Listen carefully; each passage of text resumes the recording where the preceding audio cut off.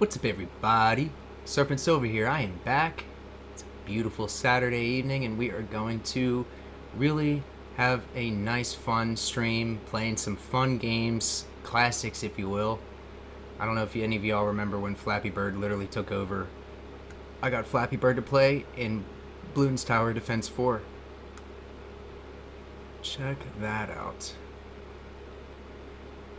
And honestly, I used to go so far on the phone. I mean, like, me and like 3 other people would sit there in school and literally play this game after school, before school. Like, I remember like 3 other girls that I used to play this game with and just like try to outdo their high scores each day. It was very fun.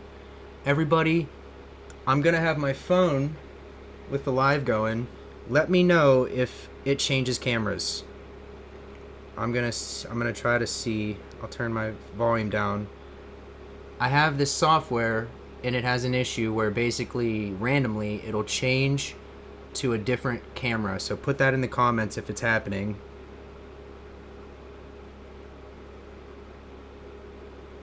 What's up, everybody? Happy Saturday. Okay, I got my phone there, ready for chat, and I'm gonna play some games, yo. I used to play this game like crazy, y'all. I mean, to the point where like I really wouldn't want to stop playing it. Wait for a few people to get in here, get some money so we can buy some upgrades for our monkeys. Yeah, I've just been wanting to play some games and chill out with you guys. So that's what I'm gonna do. Had a beautiful day today. Oh, it's gonna be like 80 degrees tomorrow. Let me know, somebody, when people start rolling in here, let me know in the comments below what temperature it's gonna be in your state today, in your area. Are we looking at 80-degree weather where you're at as well? I know it's going to be a warm cloud in this side of the states.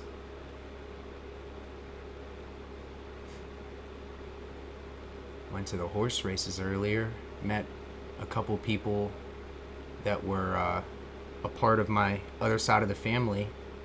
Had some really nice conversations with him.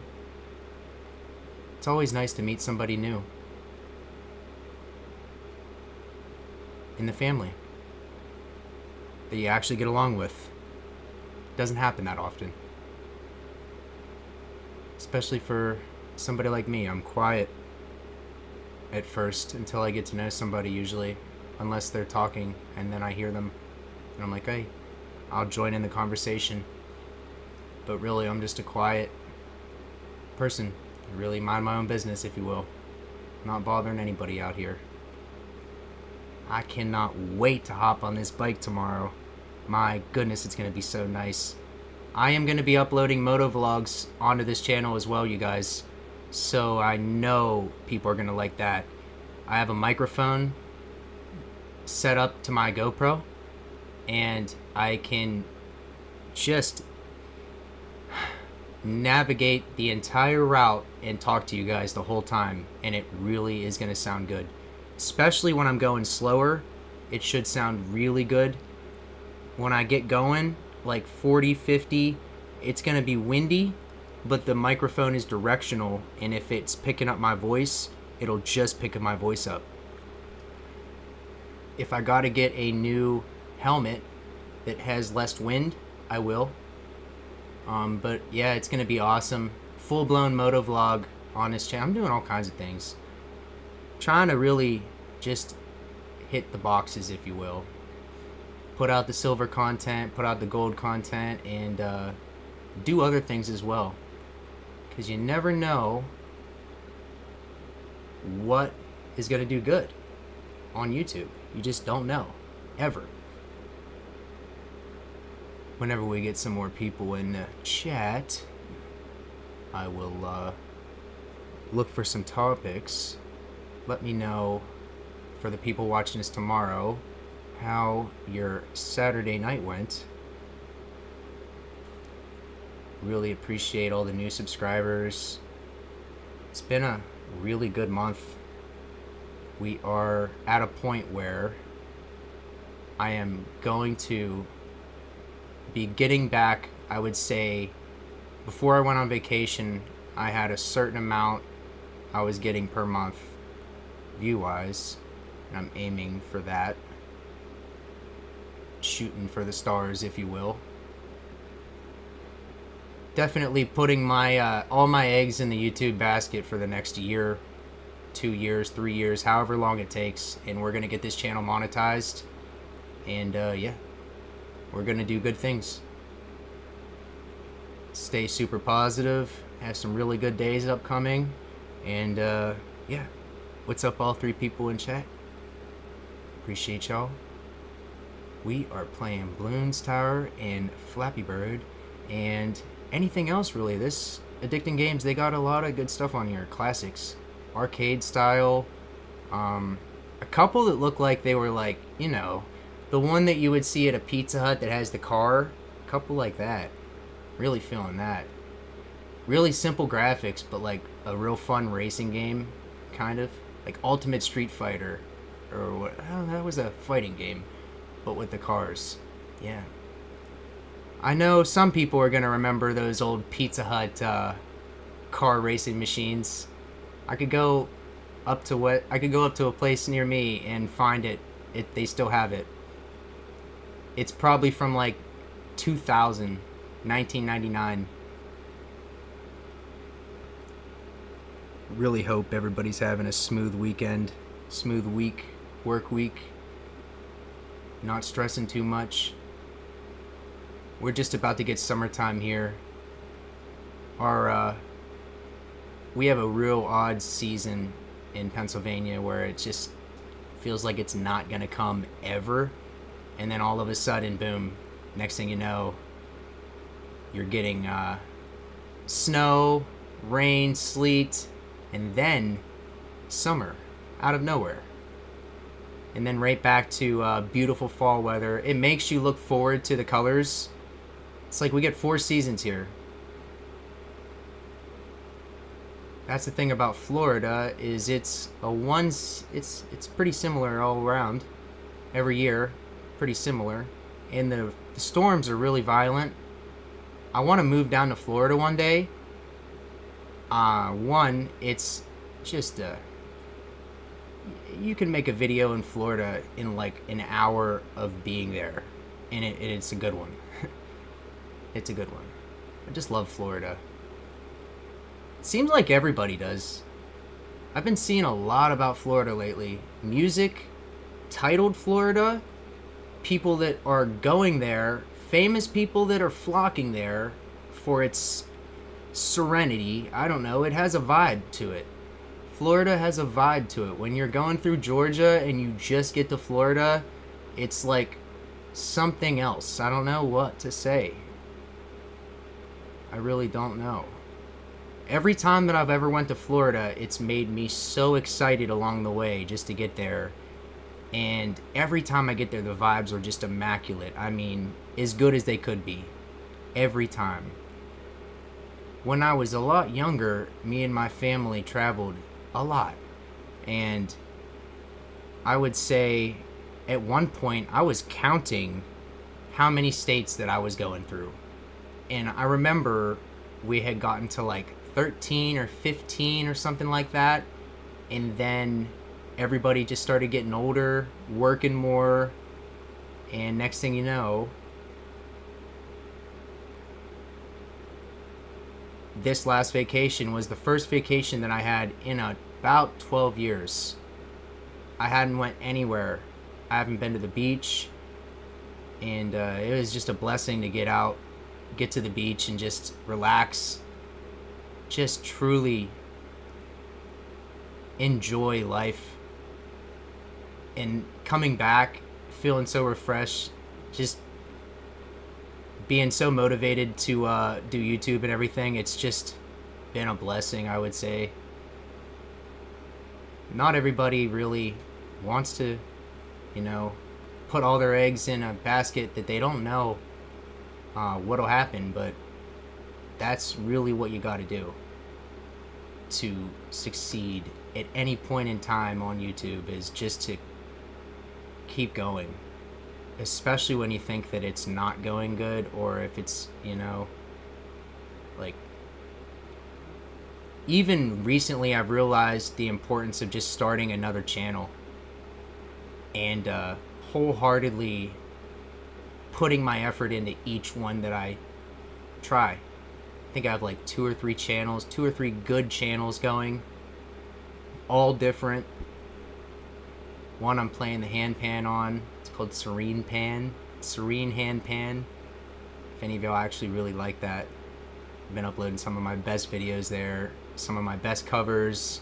My favorite thing to do with hand pan is covers, like actual music and finding the melody in the song.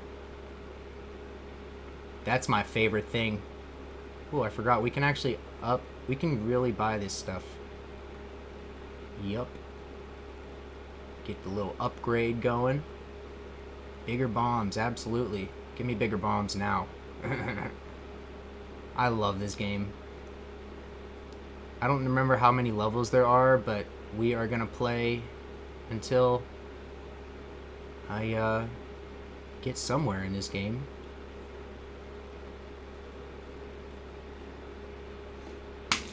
Here we go. Phone's falling. There we go.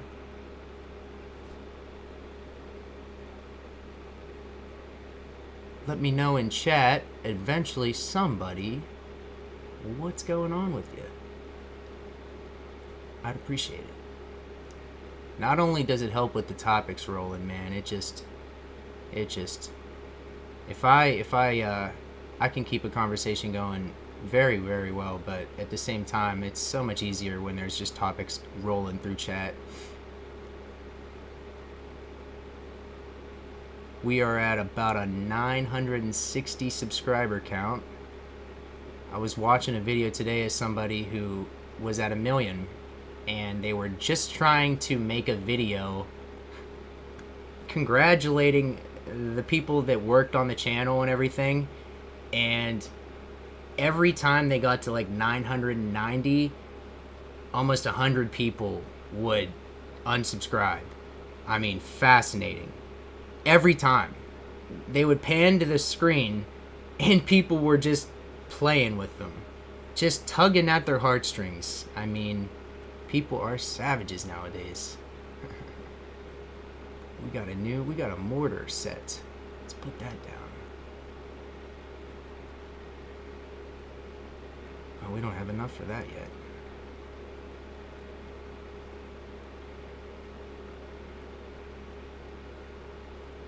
There ain't nothing better than just sitting down and playing a game, BSing with y'all. Eventually these things are going to be coming pretty fast. We got to get something figured out. Some type of strategy. This is working for now. It ain't going to work forever. I used to play this in Votech, of all places. I remember I had this downloaded on a computer in there, and it was impossible to get the games to play, so you had to do something special just to get it on there. I had this in Grand Theft Auto San Andreas. Oh my goodness. Cruising around San Andreas in Votech. Those were the days. You don't realize it. You don't realize what you got. You complain about it, and then it's gone. That's what I did. I hated school. I mean, me now, I would probably like school a little bit better because I like learning and I like really figuring things out at this point. But me back then, I was a definite class clown. I was a definite, if it was funny and I could make people laugh, I was gonna say it. If it hurt somebody's feelings, I'd apologize, but I'd probably still say it. And people did that to me. Not only was I the one doing that, that's how it was. Back in the late 2000s, people I would say, oh, that's not good. What's going on there? It's not... Why is it not doing that?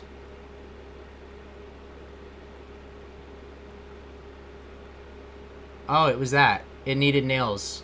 I'm like panicking. I'm like, wow, that's gonna kill me. Yeah, you don't realize how much fun you're having in school until it's like over. I mean, I remember graduating and I'm like, yeah, it's really over now. And man, I would go back to school. I would go back to school. Yep. And I would probably be quieter, more respectful. And I would listen and try to pass all my tests for that's the one thing, man. Testing. Me and my brain, I could study for a test for maybe a solid 4 hours, 5 hours. Give me 6 or 8. I'm pretty upset about it, but I would do it. And I would still get a C or a D. We need something down there. Now, if you're studying and you're still getting C's and D's and everything, I mean, it don't really motivate you that much. I should have did better, though. I mean, it really wouldn't have mattered. I didn't go to college after anyways, but I knew that I would much rather just hit the workforce hard and not owe money. And that's been a pretty good idea, I would say, up until this point. Not owing any money, not going to college, and just pursuing my dreams.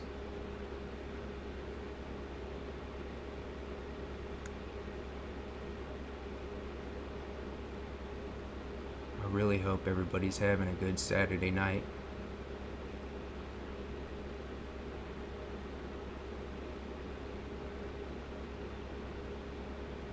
What is that?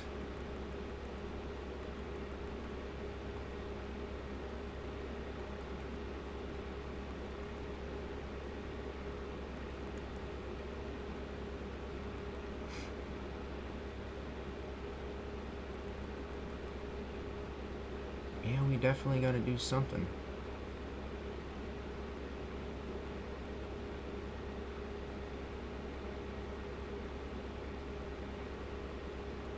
What even is that?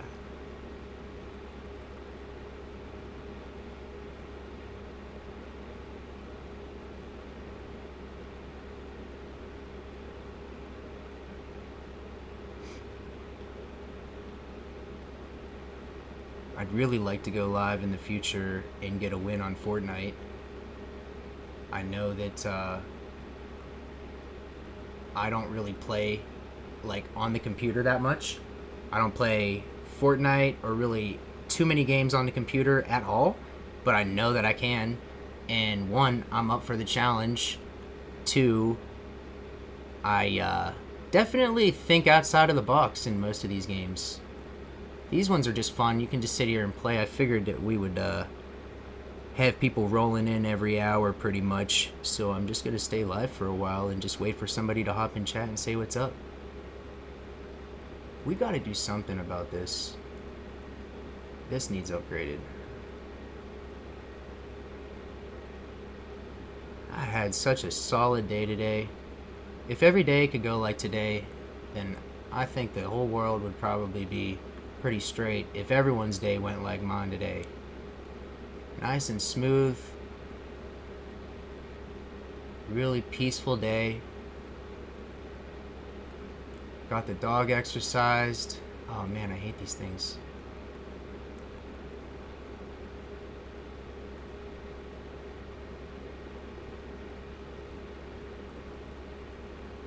I gotta do better every single day to motivate myself to do a really hard workout every day.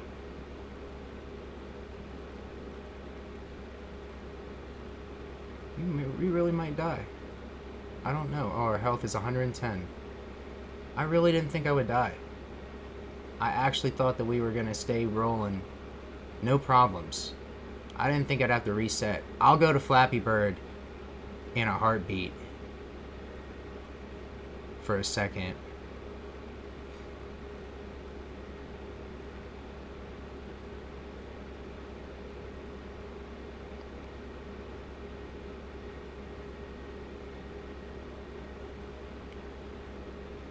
we are playing Bloons Tower Defense 4. Waiting for some people to hit chat.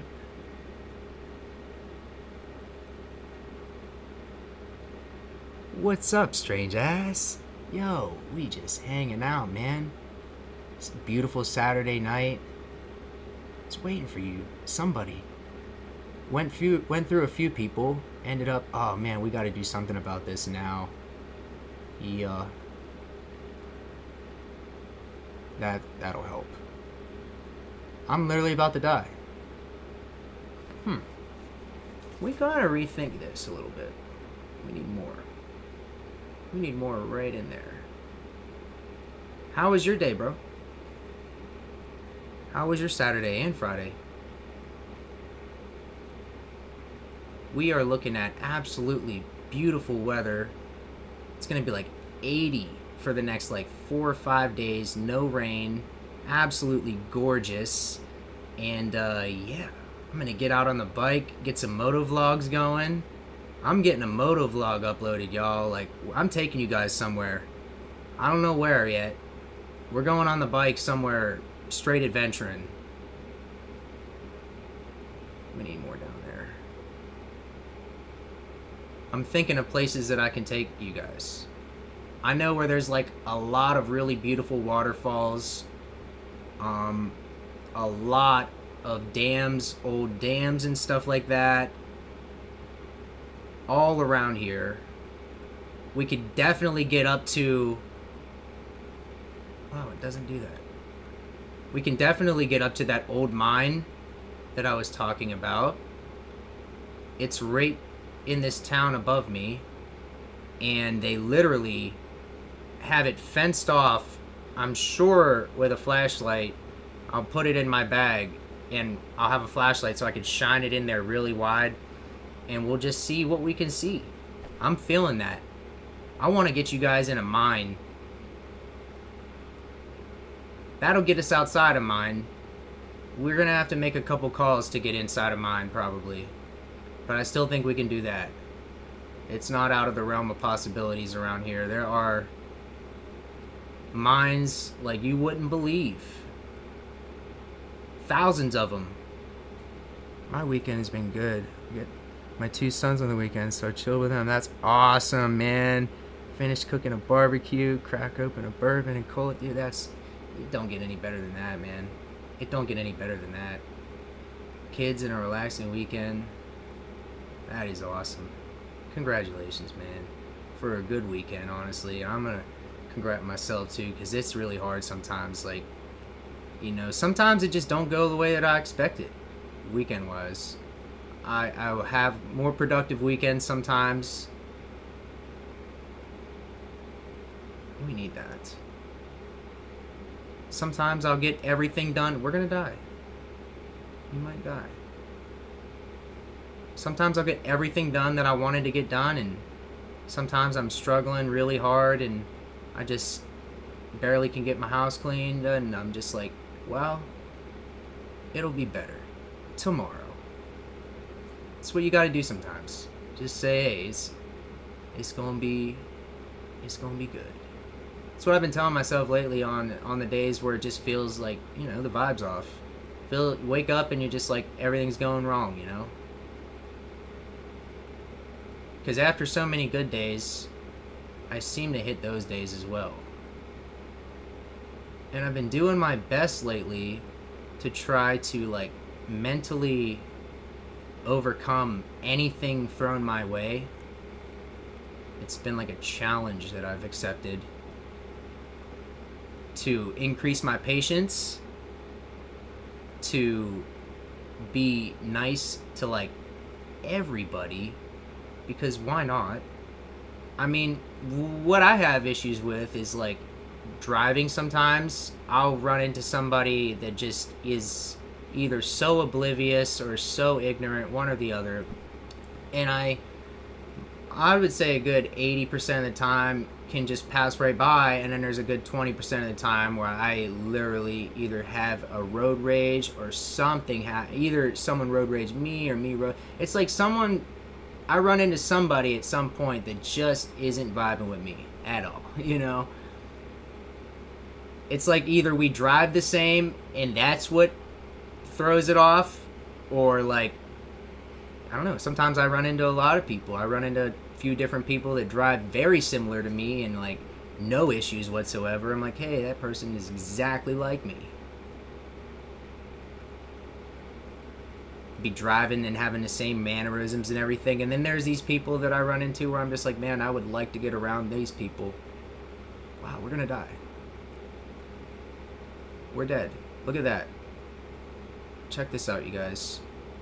We are gonna switch games, but first... Oh wait, I can't do that. I took my camera off. We're gonna go to Flappy Bird. Missed out on some great deals on Silver Libertads. Online or in person. I have been trying to not tempt myself because I too want to make some silver purchases. I feel like it's a great time. It's staying in this realm of like the 20s, and it's gonna break it eventually. And with certain metals lately, like gold and silver, I felt like it's just a better idea to always put what you can in. You know, like, it's like you're not gonna do bad regardless. That's almost the way that I feel. I almost feel that way. It's almost proven to be like when economic times get hard, we see rising metals, and it's just a great thing. I really think it's one of those things that personally, it's something that nothing else has. You can collect anything in this world, but gold and silver are something that I would say it would be the last on their list to tell you to buy. And that's what I would buy first. I want to play Flappy Bird, but I'm afraid that it will switch the cameras. If it switches the cameras, somebody tell me, please. The OBS, what it does is, if you're using your keyboard, it seems to switch it. And I might see it on my phone. I got my phone going too. So if I see it, I'll fix it immediately. But that's the one thing I'm worried about here. We got 6. Let's see what we can do here. Man, I love this game. I don't need to use the arrows like I thought I did. It just lagged me out on 3. I didn't even see that. That was amazing. Let's see if this game's gonna cooperate. I used to play this game like crazy. Oh, I am actually hitting the tube. Wow. Okay, we really got some practice. Do you guys remember the story of Flappy Bird? It literally hit the streets, and people lost their minds over this game. They lost their minds over a bunch of things. Mainly the fact that they couldn't win. It's really a hard game to win. I don't think I'm going to even be able to play it. It keeps lagging me out. Rate it a different tube. We're going to have to stick with this. I don't know why it's doing that. I picked medium. That's probably why it was a little harder. We'll try this. Yep. I met somebody in my family tonight. Literally. Brand new. Never met them before. And really, like, had a good time. Like, that just doesn't happen that often.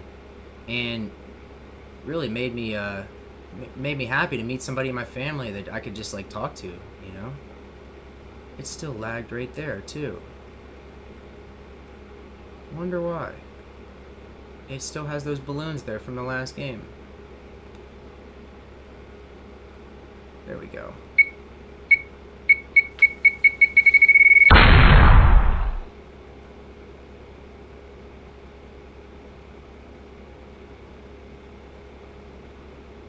You know what we could do? We could try to get a win. It's really interesting to try to play Fortnite on the computer. It's very hard. Everything is different with a keyboard and mouse, and it is fascinatingly hard. I am eventually probably going to try to play a couple games of that. But I'm going to try to beat this game first real quick. I don't want to beat it. I just want to get a little further, to be honest with you.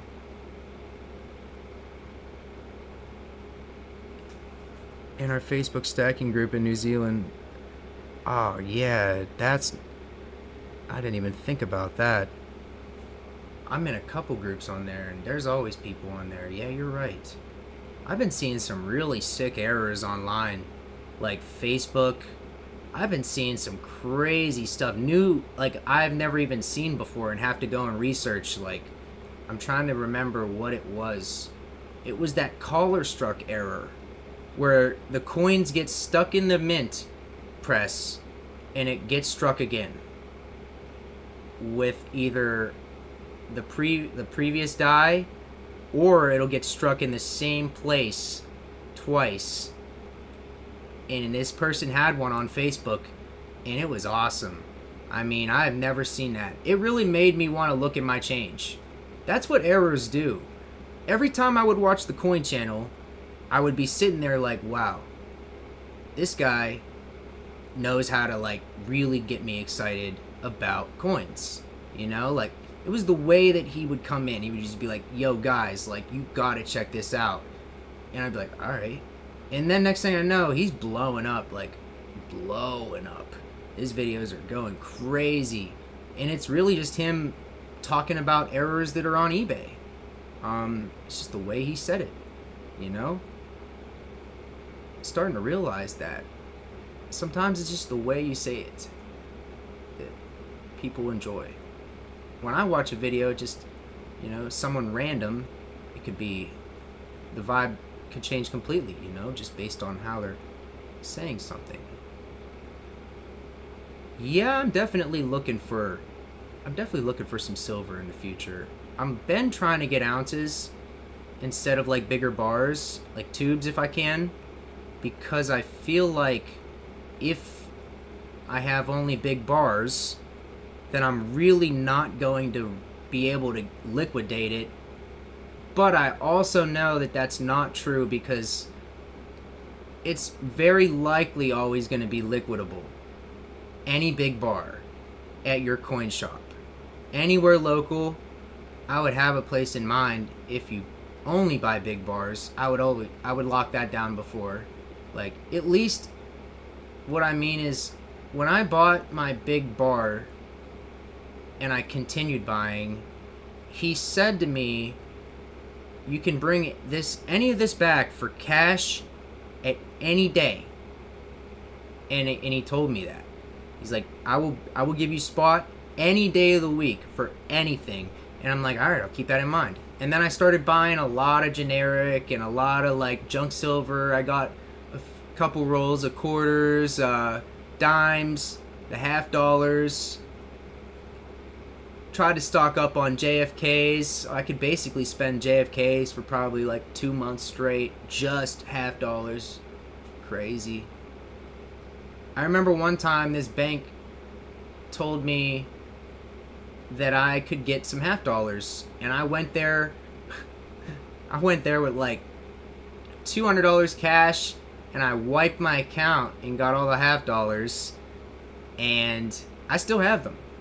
I still have them. I made that video before I went on vacation about, I made a short, I think, that said, this is $600 worth of Sacagaweas and $50. Yeah. That's what I meant. It's like if you get something and you just keep it, it works in the benefit of everything. I haven't had to sell a single piece of silver or gold, and that's the way it should be. Always be ready to, but essentially you won't ever have... What's up, Craig? Dude, we're just playing Bloons Tower Defense. We're chilling on a Saturday night. What's up, y'all? Just waiting for a couple of y'all to get in chat. Let me know how your Saturday went. We are facing gorgeous weather here in PA. What's Hawaii like tomorrow? What's it gonna be like? Are you guys getting 80 plus? I'm curious. Every time people get in chat, I always start asking them about the weather. But I'm serious. I really get like, I'm sitting here like, okay, well, I'm looking forward to this, and I want to know what the weather's gonna be like there. What's the weather gonna be like in New Zealand? Strange ass.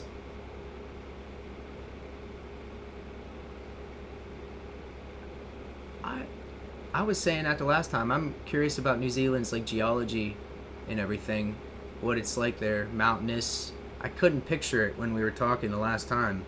I could not picture what like New Zealand would be like. I feel like it would be like a Australia with like less poisonous animals. Let me know if that's close. I really haven't seen the geology of New Zealand enough to know.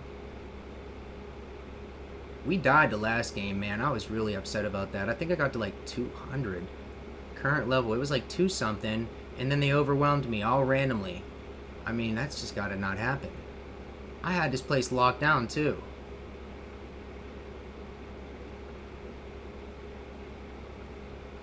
My last purchase was a few gold bars, and I really not regretting that one bit. Not regretting that. It's like one of those things that it's like one of those things that I just would rather any money saved be in metals at this point. Any money. If you can afford to, I would. Because not for any money that you need for bills or anything like that, you know, it's just got to be extra. Slightly. Pinched, paycheck, whatever you got to do, you know? It's like silver is one of those things that I think we have yet to see any potential from it at all. People don't even realize it, I think. A lot of people don't. People buy the IRAs, the online, you know, investment, where they give you a piece of paper and they say, here, you got 1,000 ounces in there, you're good. Just go home and relax, you know. But it's like so different when you own the metal that it's not even funny. And I remember this guy doing a video on literally the impact of that, and it's mind-blowing to see what they actually sold paper portfolio wise. It's mind-blowing, you guys. The math is not mathing. No way. Now imagine this. You're the government and you got endless at one point endless customers that were buying the gold and silver IRA portfolio. Now I know that most places offer this. APMEX, Money Metals even has a vault. So most of these places have it. It's all about really where that money goes after that. Like, these are all government entities at this point, especially attached to them.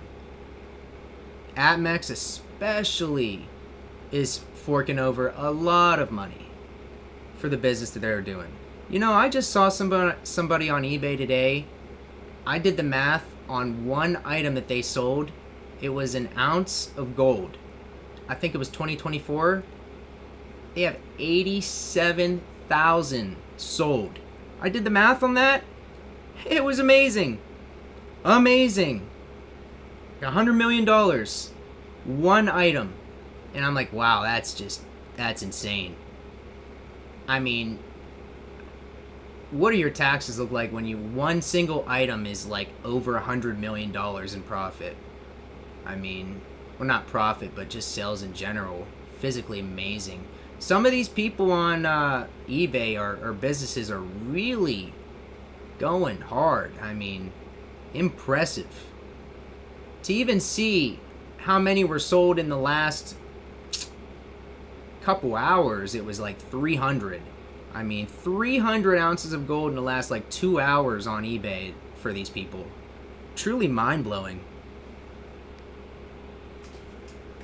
Yes, sir.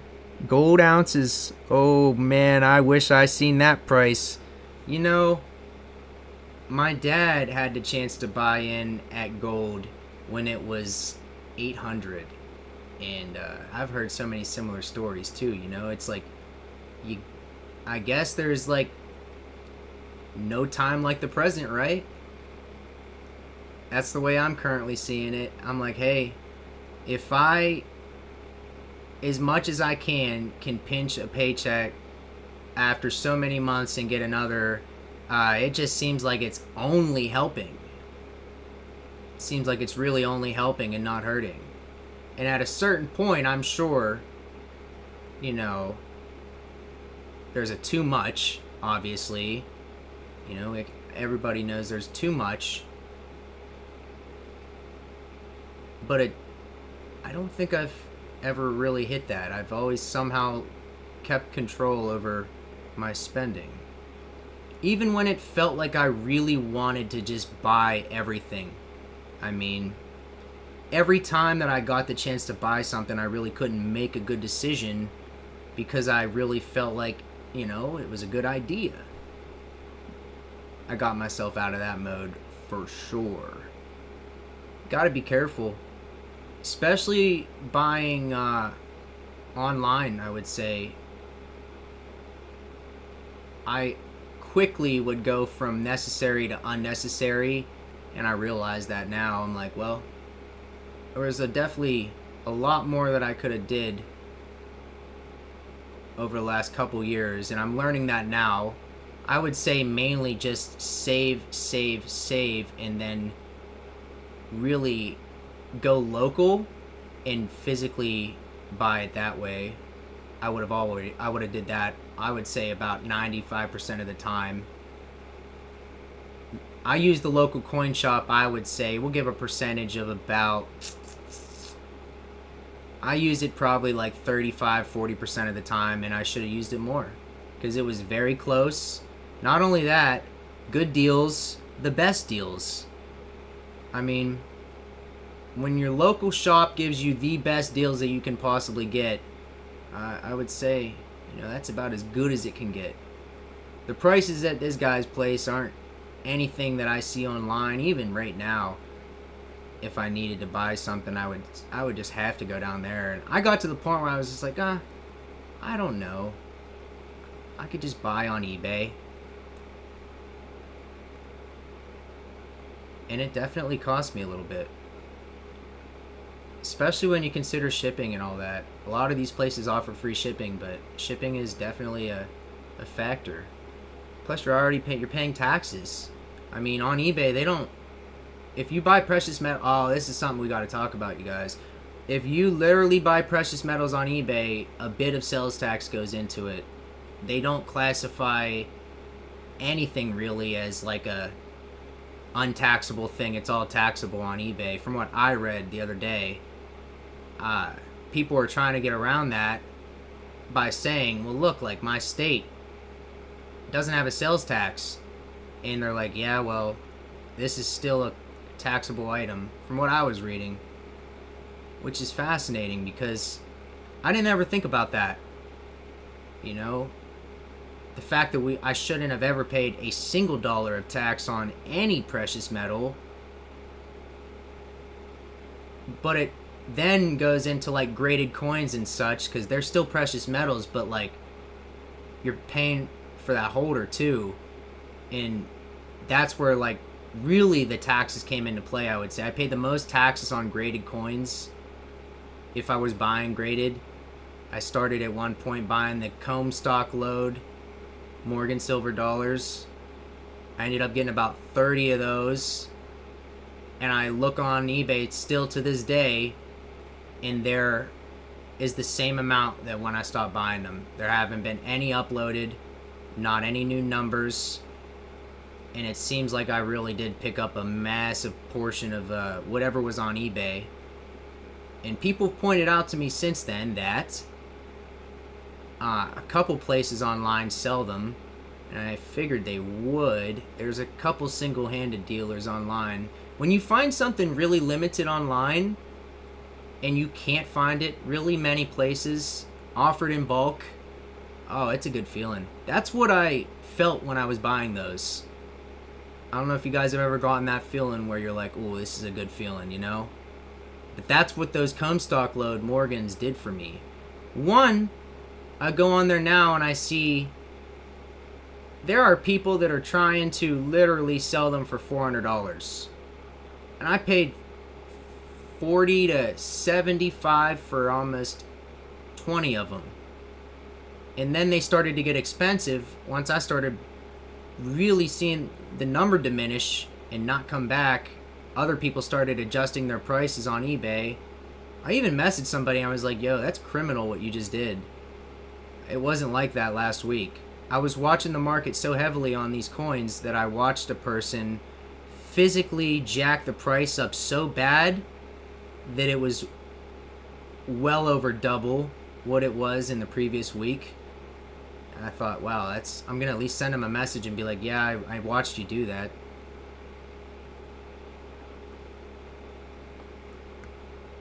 There are some people that are really on eBay to just kind of get scammy. Not a good feeling. Especially whenever you're trying to collect a lot of coins. Like, I was really trying to get as many of those as I possibly could. And when people are raising it to $120 just because they see that there's only 15 or 18 left, that's not cool. I like that Spike Appalled. That thing is kicking. There, we might be right where we were at last time. It really overwhelmed me so bad. I'm going to try to get things upgraded so that we can just cruise through this level. Really appreciate everybody in chat. Most items are taxed on eBay. Yeah, I don't understand why it's like that, dude. I really don't. Like, they make you classify it, and they should have a precious metals thing, but then it would be very confusing because eBay, each state's different, right? So every state is different on taxes, which is why I think they went with that route. It's easier. They don't have to basically go through and figure out, ooh, this state, this state, this state, and how would they even implement that on eBay? You know, it would take a lot of writing into code, I would imagine, just to, like, get everybody localized. And if you're supposed to pay taxes, you would, and if you don't have to, you wouldn't. I think that would be awesome. A system that allows you to buy precious metals in your state on eBay without paying all the sales tax, but yeah, that's asking for too much probably, I would imagine.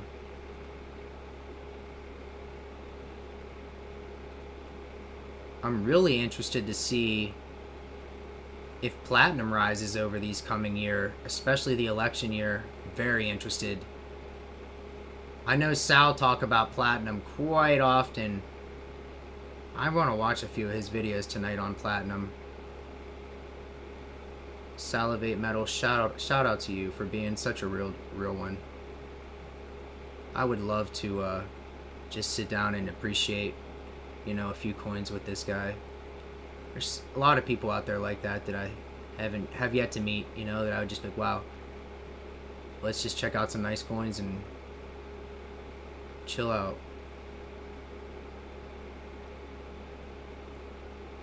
Thinking of a couple different ideas that I could do for this coming week. I got that other idea written down to call the coin shops and pretend to be a massive gold buyer. That's coming out this week.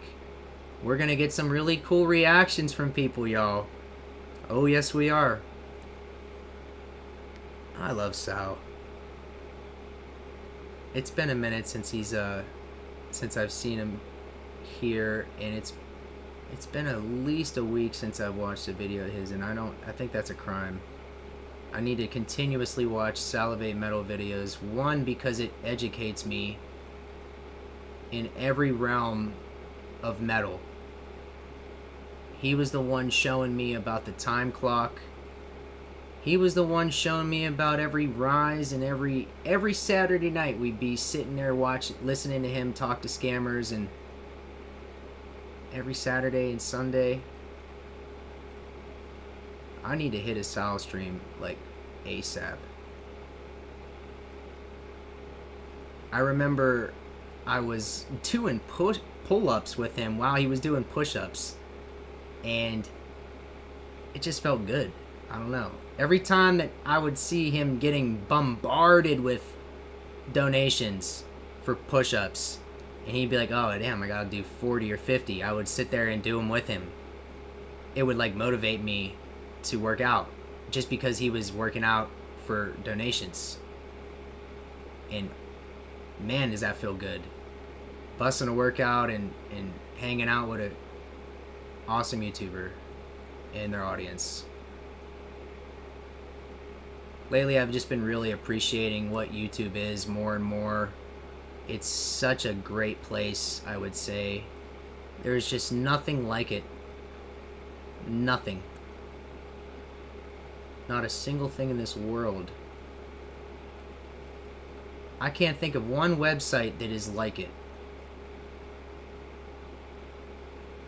I've been wondering if we're ever going to get a website, a competitor to YouTube. You know, I've been wondering. You never know who will pop up. But man, they've really held it down for a while. It's been decades, y'all. YouTube on top, like video sharing platform. And that's great.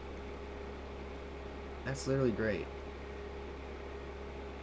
It gave so many people opportunities, still giving people opportunities to this day, and you just can't really get anything else.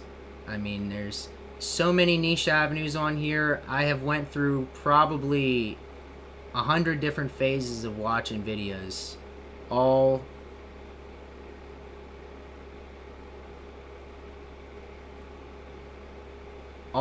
different too. I really would like not remember some of them. I've watched creators that I've literally forgotten about. It's been that many. I've watched so many people to the point where I'm just like, wow. And then I'll come across one of their videos in the future and it'll almost seem like pure nostalgia. I love that feeling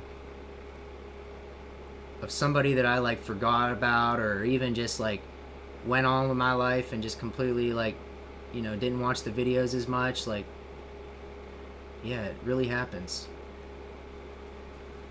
Many other websites have tried to do what they're doing. They have people on their platform growing big. Odyssey, even Caffeine. That's a cool name. Yeah, now that I think about it, there has to be other ones.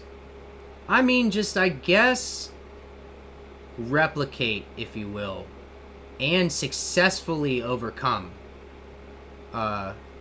as a business.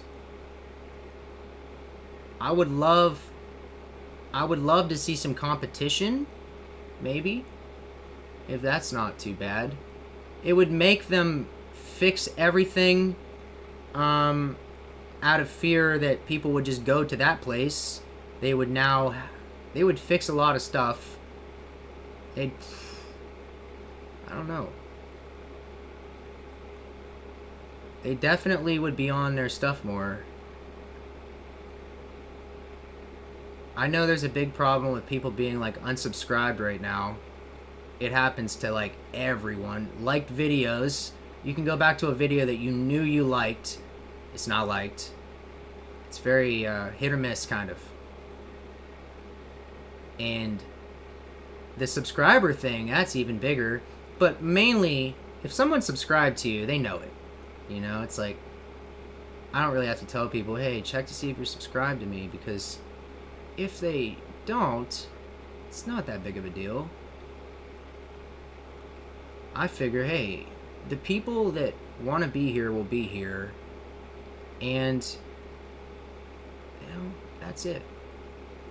And we're just going to continue to build a really awesome community of people. Awesome. I mean, so diverse already.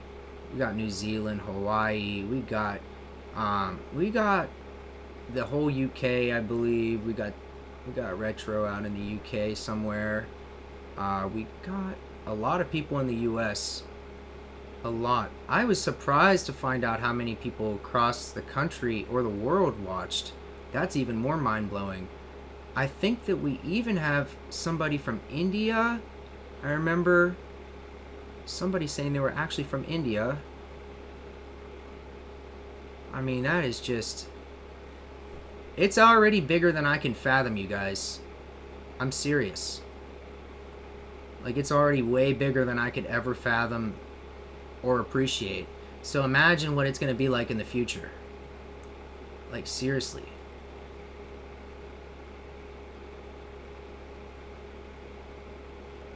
I'm going to put up this camera right here, and I'm going to take a break, and we're going to look at some coins. Absolutely. It ain't just a game stream. That's for sure. All I really have to do is put this thing back where I had it, and boom. I can go back to the other camera, and we can look at some awesome coins. I'm pretty positive of this. I really love this setup. It's so easy at this point. Like, it's so easy at this point to just do what I have to do visually. I really appreciate your patience. You know what I realized? Like the last time that I went live at 4 in the morning last time. We went till like 6 or 7. And get this. When I got off, I thought it was dying down, y'all. I really did. I really thought it was dying down. And next thing I know, we're peaking on people right when I got off. The most that I had all night were about to roll in as I got off after 3 hours of streaming. I was mind blown to find that out. Mind blown.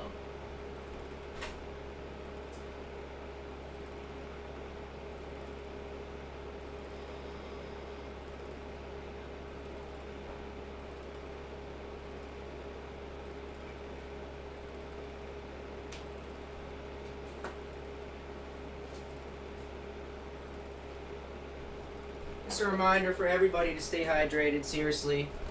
Water is life. Water is life. Man, it's going to be such a peaceful, beautiful weekend. Let's see what we can do here. Yep. Bada bing, bada boom. Just like that. I love. Yeah, I try to watch everybody too, Craig. It's really hard, and that's the problem. People that you subscribe to are not showing up in your feed, missing out on live streams. That's what I'm saying. It really is a problem. Like that they don't. I don't think they know really how to. I don't really think they know how to fix it. To be honest with you, it's not something that's very easily fixable. All the glitches that happen. I don't even know what kind of glitch that would be. Like, for real. Like, it's seriously, and I mean a problem. How do things actually unlike themselves? Or unsubscribe? How does somebody get unsubscribed? That's what I want to know. My dad was actually pretty bothered by this when he first found out that it happened. He would go and check his subscribers. He subscribes to like all kinds of people, trucking channels, family channels and stuff like that. It's beautiful how everybody uses YouTube. And even he sees that he's unsubscribed. He's constantly resubscribing to channels. He tells me all the time. He's like, you should tell your subscribers to check it out. And I'm like, well, that's where I was going before. Like, I feel like anybody that would be subscribed would check, you know? And it's hard. I know it's hard. It's hard to constantly think about that, or even to notice it. Water's all I drink. Yeah, that's what I'm saying, man. I gave up drinking alcohol too. Coffee. I don't drink a lot of coffee. I barely drink coffee ever. Soda's been something lately. I've been like, okay, well, I had a problem with that in my past life. I would say like 10, 12 years ago. I just drank soda like it was water. My friends literally would just give me Mountain Dew all day, every day. And I'd want it. Not only that, I'd really want Mountain Dew over water. I can't really get this off. That's crazy. It's stuck on there. Oh, there we go. Let's look at some awesome half dollars. I mean, awesome. This is one of my favorite tubes. I just love half dollars. My favorite denomination. We got a perfectly uncirculated 1894, I believe. Just gonna check. 93. Wow. Just gorgeous. I love the Columbian Expedition half dollars. When I first saw one of these, it was so foreign to me. I never in my life thought commemoratives existed. I could have, you could have shown me one of these like 15 years ago, and I would have probably looked at it like it was a piece of gold.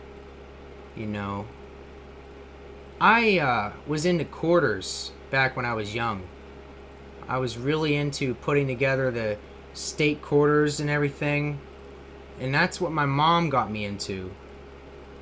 You know, she showed me, hey, you got coins that somebody in the family gave you, and I'm like, oh, awesome. And she showed me those, and she's like, I'm gonna keep these for when you get older.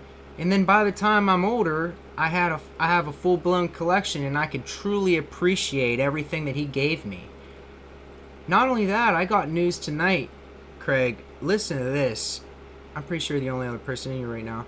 Seriously, amazing news.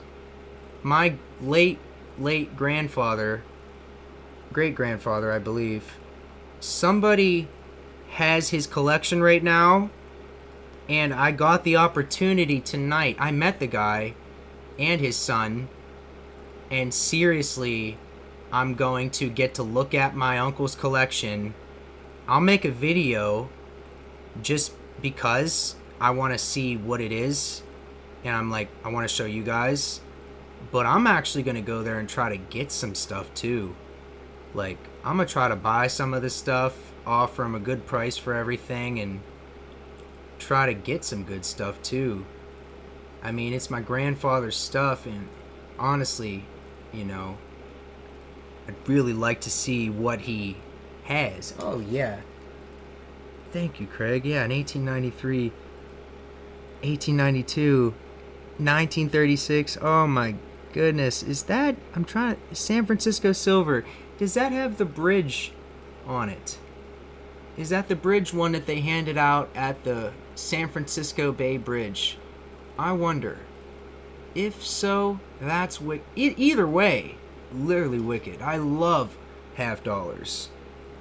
There are so many from the 40s to the teens that it just jaw-dropping almost when you look through the book and you see how many they actually made.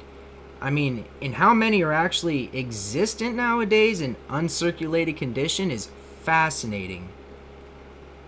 Oh, that's awesome. Yep, they handed it out whenever they opened that bridge, and they got a contract with the mint at San Francisco to make the coins. Fascinating. Imagine you just like, you know, everything works out so perfectly, and you got the mint behind your back to just really make something special. They haven't done that in a minute. They keep commemorating everybody and everything, all the Indians, all the women, everything, but they will not go and redesign something for, I don't know. Did they know they were making a JFK when they made it? You know, like, it didn't happen on accident. They did it. But it was something so special that they continued it for so many years. I want to see something like that come out. You know, and it's not going to be a Sacagawea dollar. The closest thing that we've gotten is reverse proof from our mint. You know, they are just getting into the reverse proofs, and they're like, "Ooh, we can really profit off of this." But they don't understand that the commemorative market is amazing. I mean, I just saw the Harriet Tubman half dollar come out and the silver dollar, and that's the first time I've seen them really do a good, solid commemoration. And I really like the half dollar from what I remember. One of them really had an off look to it. The silver commemoratives are so underrated. I completely agree. The one that I have is so rare. Is the 1928 Hawaii half dollar. Oh my god, dude. That is great. Can you... I can't...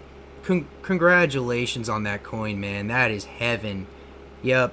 Right there is what I've been seeing.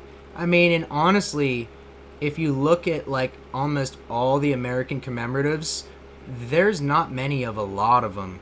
I mean, it's like a real slim pickings kind of thing. If people tried to actually collect commemoratives in bulk, we would see a problem. I mean, we would see a problem. They would go so scarce so fast.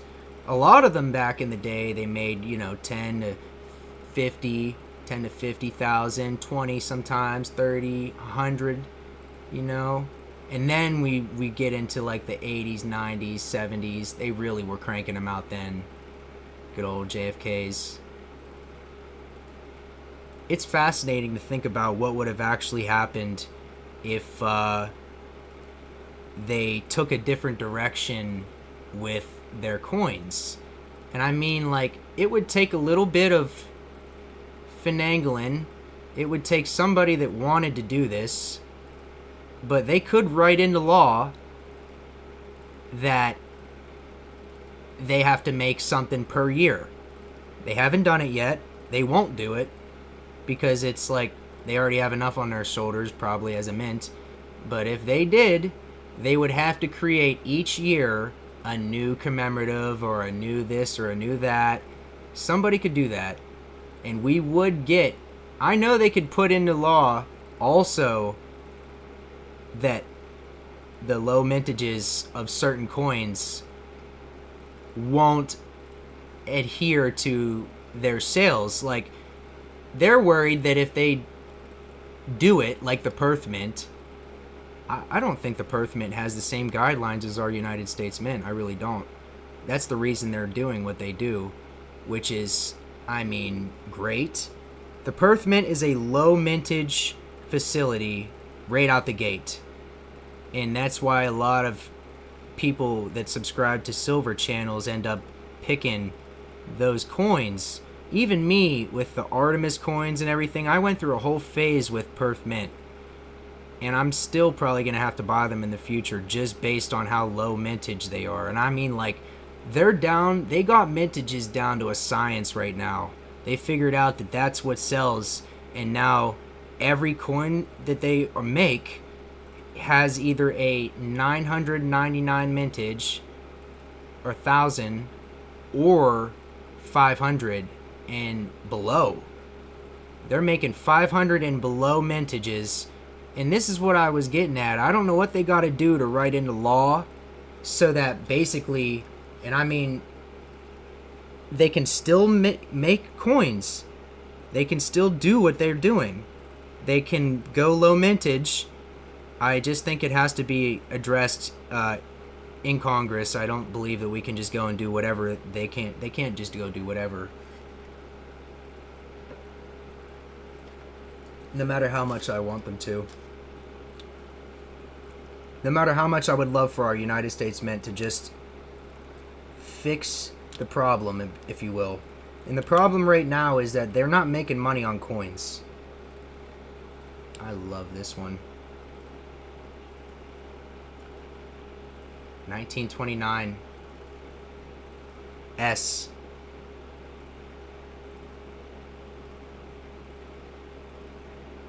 I'm seeing a ring around that 9.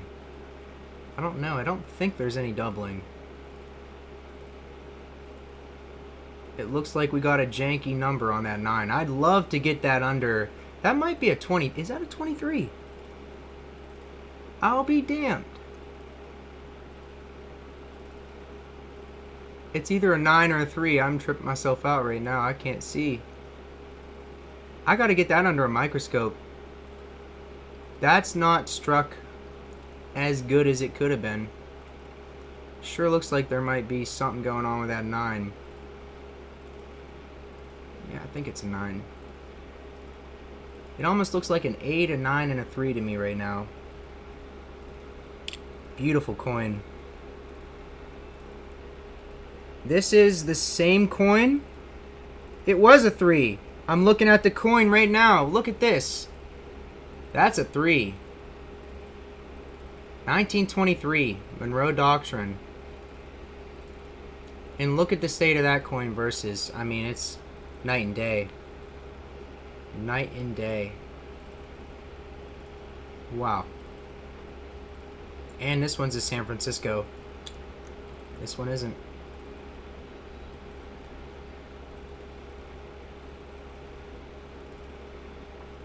It's a big difference. Huge difference.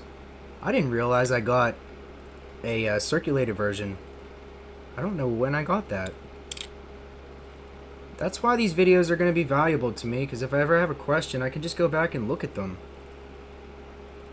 Got some beautiful bicentennials in there.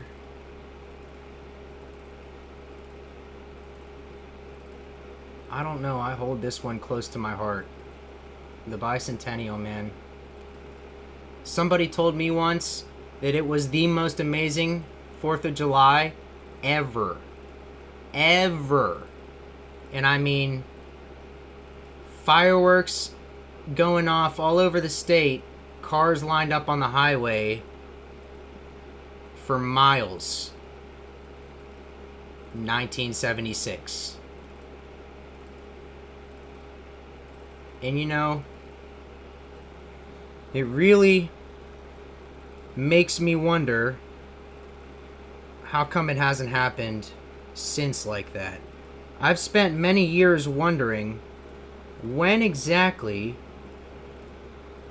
the 4th of July will get back to brass tacks, if you will. I remember when the 4th was at least something that I remembered, like, for sure. I never,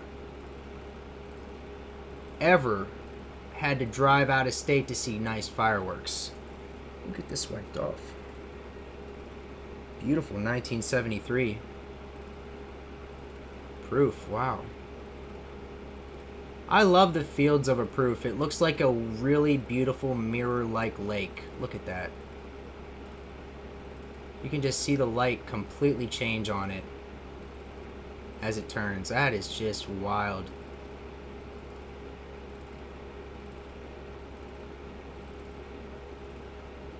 Absolutely love these. I gave one to my mom, and I believe that I have the other one. Had 2 of them. I've just really realized recently that, you know, on people's birthdays and Christmas and stuff, I want to be the person that's giving coins away. Like, for people in my life, I really... That's a 1942. Oh, 1948. I'm tripping with these numbers. Beautiful.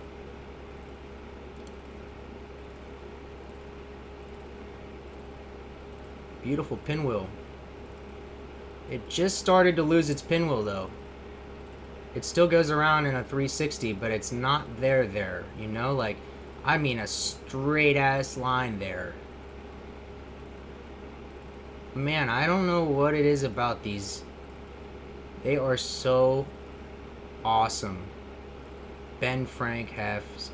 I say it every live stream. I get looking at one and I start thinking about it, and I'm like, wow, I really love Ben Franklin half dollars. Let me see what else we got. I wanted to show you guys something. Let me see what we have here. Got this bag in here that I've been looking at.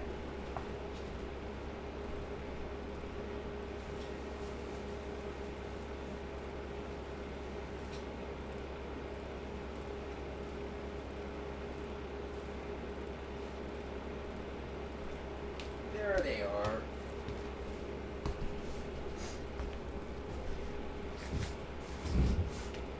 I got these. These were a lesson learned. Seriously. Buying Sacagaweas this way versus getting a box, and I mean a big old box of them. I'm just... If you can, I would definitely get a big old box of them. I'd like to start selling them by the box. Honestly. Start buying whole boxes from the mint and just reselling whole boxes to people. Because that's the way that I really love buying Sacagaweas. We got another one. Look at this. What is this one? Who we got on there? That's a Booker T. That's a cool design. Somebody really went different with that one, man. They added both the guys and they just went crazy with the lettering. Double lettering the whole way around. Just squeezed $50 in there.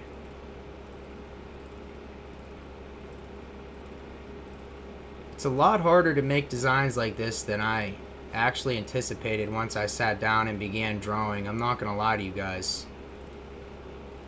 I'll admit that right out the gate. When I started drawing my coins up, I know you guys, some of you remember seeing them in the community. I'm gonna start doing that again. I know a few of y'all really enjoyed those. What's up, Joseph? Today I found a 1946 silver dime at a coin... Dude, you and the Coinstars. You lucky dog. That's... Is that 2 silver coins out of a Coinstar? You really got 2 silver coins out of a Coinstar in the last week? I'll be damned. 1924.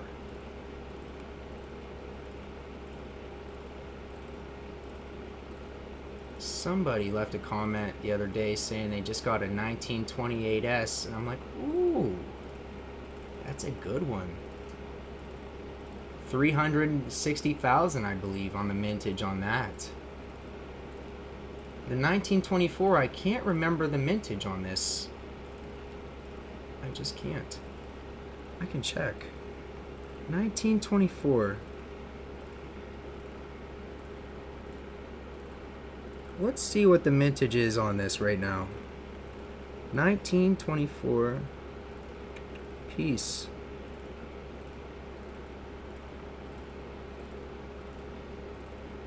Mintage. They really should include that for me at this point. They know I'm going to ask that eventually. 11 million. 11.8 million of these coins. 1924. That is amazing. After the video that I did the other day on the mints, the fact that they were really cranking these out even in the early 1900s is fascinating. They were just going around the country buying any building that looked mint worthy. And I mean it. Like, they would go to the middle of town, find the most secure building, and they would buy it. And that is how our mint started. One branch at a time. And you know what I learned while making that video, you guys? Was that Philadelphia used to be the capital. Like, not Washington. Philadelphia was the biggest city. Or at least the most respected at one point. And they used to have the mint flat smack dab in the middle of Philly. Red brick building. Big old building. In New Orleans, they were just buying mints. They were just buying the guys. Say I owned a mint. A tiny little one. Say I was cranking coins out for all the businesses and stuff around me. That's what they were doing. Next thing you know, government comes along. Hey, I'd like to buy your presses. I'd like to buy your whole building. It's a beautiful dime. Dude, that's killer. I would flip it in a heartbeat. I mean, not flip it like sell. I mean, put it in a flipper. Get her in a capsule. I mean, anything from the 40s, capsuling that up and preserving it in that condition, you are a happy camper one day. I mean, seriously. Especially if you want to send them off to grading companies. That's what I plan on doing, very slowly and maturely. It's going to cost a lot. I realized that. Also, I realized if you want to send coins to a grading company, you should probably get a bunch. And I mean get a bunch. I last attended the San Francisco Mint in '95 for a performance, and it's amazing. They gave out silver. That is awesome! I'd like to think they're still doing stuff like that to this day, They really are making people's days out there, I would say. Sometimes. It's just like you're in the right place and boom. Get to see it. I would love nothing more than to see a mint right now. Any day of the week, I would love it. Oh my goodness. You know what, you guys? Boy, that would be a hell of a video to make in the future when we got way more people.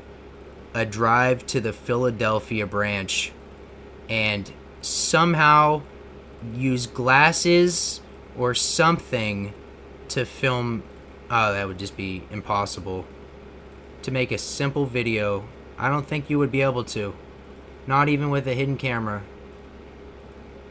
I'm sure they have some type of security that will stop you from doing that. That's my first instinct, though, is to sneak some glasses in or a little button camera and show you guys legitimately on camera. I really think that's against the law, though, I'm pretty sure. If I'm not remembering correctly. I don't think you're supposed to go cameras blazing into the mint. That's like Fort Knox, kind of. But I would love to see it. Oh, my goodness. How big, Craig, back then in '95, do you remember seeing the presses? I always wonder what size they are. I know they got big old presses in there. Yeah, Joseph, send me a picture. Email it to me. Just go into your email and type surfing, and you should see it. I'd love to see it. That's a great find. You got me really wanting to go and check some Coinstars out. You know what, dude? That'd be a cool video, too. Let me write that down. That's an awesome video. Hit the Giant Eagles uptown and go and see if we could find any amount of change in a Coinstar slot. Let alone catch some luck and find... Because you know what's crazy? They're the reject slot. And silver... I don't know if a silver dime would... Oh, there's Nat. I don't know if a silver dime would be rejected, but it sure seems like it is. I mean, you're finding them, and I know other people do. And I'm thinking, if it's Canadian, it'll reject immediately. I've had bills reject. They were real. I've had coins reject. Just for no reason. Sticking them right in the slot. Boom, gone. Okay, go to Coinstar. I've been writing ideas down lately that we come up with for future videos. This is a really awesome. You guys are helping me. You, Joseph, and Craig, everybody. Like, just random video ideas that pop up that are just amazing. And it could just be from us talking. Go to Coinstars. See if there's any change. I know they're in all the Giant Eagles up there. I would love to just make a compiled list of me just going to Giant Eagles and checking the coin slot for some reason. I just feel like that would be awesome. The presses were huge when I last attended, but since they have upgraded and overhauled, I know, I've been reading about that. Yup, the checkpoints, I guarantee it, dude. I guarantee it. They would see that. They would see some spyglasses coming a mile away. I guarantee they've probably gotten some that are just massive at this point, press-wise. Daniel Carr has a press that he uses from one of the mints, and I don't know how he got it. I'd love to ask him one day. I can just call him anytime. He answers the phone. But the problem is, I don't think he wants me to call him all the time. I called him like 3 months ago, and he answered the phone, and I'm like, Daniel? He's like, yeah. I'm like, dude, I've been buying your coins for the last like 2 weeks. What's up? And then he started giving me information on when he made the coins. And now I have a one of his. I have the Cobb coin. I literally own a one of Daniel Carr. Absolutely amazing. I would love to make a video with him in the future talking about it in great detail. That's something that I really would like to do. I got a few people that I want to get on the phone. We could probably get a hold of the coin guy very easily. His phone is hooked up to his business. If you call the coin guy's business, you get him. It's fascinating. 1985 ASE is a holy grail. Man, I would love to see that thing. Even a picture of it. I might check it out here real quick. 1985 Daniel Carr. I just want to see that real quick. That just sounds amazing. 1985 ASE. Wow, look at that. Could you imagine having that thing? You guys, my goodness. There it is. Daniel Carr's 1985.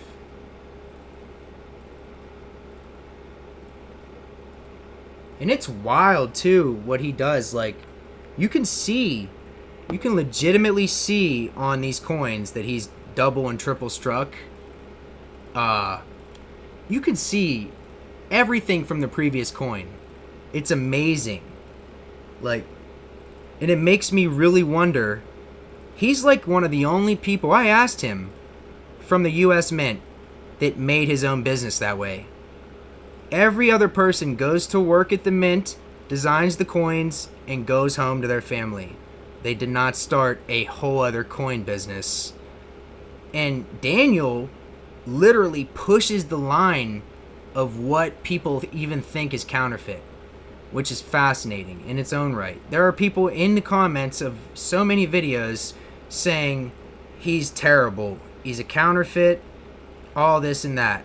And then there's people like me, and I'm sure a few of you, who would realize that it's like art, what he's made. For instance, the 64 piece dollar. They only ever made a die. One die, I believe. And they never used it. It's shelved till this day. 1964 piece dollar. Daniel went and made one. It was limited. That's another thing about his coins, is that he's not making a lot of them, so they keep their value.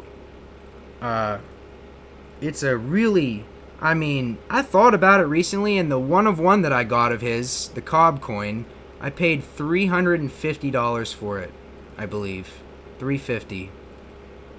And that's the last time that coin was on the market. Nobody's seen it since. And now imagine this. I keep that coin for like 20 years, 25 years, and then just pop up. What do you charge after 25 years of owning a single one coin? You know? Fascinating. That's a good question. Another holy grail would be the 64 piece that was banned for production. Yup. I'm pretty sure they were going to do a Morgan as well. I really don't know what stopped the production of that. Seriously. I mean, now I'll tell you, they were kind of grudging against collectors back then. That's why they froze 64 in time. I don't know if that had to do with it.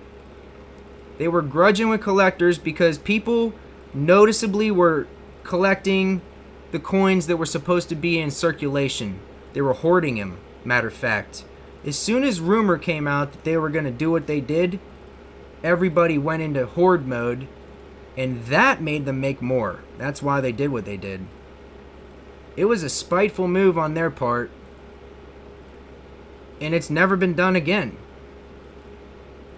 They froze 1964 in time with coins, and they physically made billions of them to try to lower and devalue it, and to try to get people to not collect coins. Everybody was collecting the coins. People were collecting rolls even before they were going to get rid of it. It was a huge thing. And when people heard they were going to get rid of the 1964 and freeze it in time, basically devaluing it essentially, I'm sure they hoarded as much as they could. I know that's why right now when you go to buy junk silver, a majority of them are going to be close to BU 64s anywhere in the country. That's why.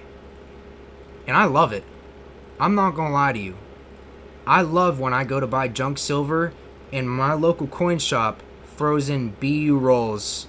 I don't know if any of y'all's coin shops do that. Let me know.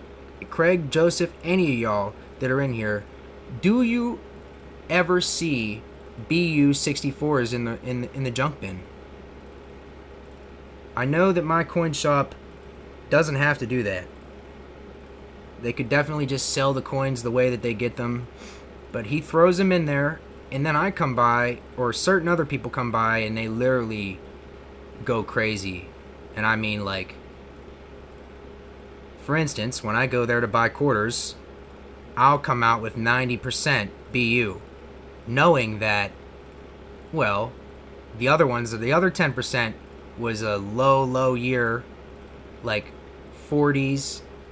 So what I'll do is I'll buy all BU 64, and then I'll go and get the rare years as well, and I'll go half and half. Currently has a bounty of $10,000. A bounty? Dude. PCGS wants it so bad they're willing to pay for it. I've never heard of that. I believe it, though. I believe it, dude. Not only do these Holy Grail things pop up probably well before we're ever speaking about them on here, they guarantee, always, 100% of the case of the time, they're going to be spoken about right around the time that their production is. People are like, oh yeah, this is going to be something, you know? And then it just whispers through the cracks, if you will, to down the years. And we're still talking about the 64 in 2024. I mean, that's fascinating. And really not much has happened since the 64 freeze. I mean, there's just not much. If you look nowadays, though, the only thing that has happened is the value of the change. That's why I say the mint, if they're doing their best to make as much money as possible right now, because creating the coins is a loss. I mean, it's double the money to produce a coin than they could ever get a blank for. They buy the blanks in bulk. They're the government. Now imagine they can't get it any cheaper, and they're not making any money. So it's fascinating to think about, but we're really headed in a time where they don't want to make coins unless it really profits. LCS that I go to sells out quick, and his inventory is always changing up. Mine too. I buy calls from his bargain bin. Yeah, me too, actually. You know, it's not always like that. I think it's a lucky moment when we do. Yeah, and my guy sells out within a day or two as well. It's honestly insane. I think he's made it. They make it that way. I've seen him sit on stuff, and he gets really upset about it. He doesn't like... None of these LCS like holding a lot of metal. They want to get rid of it.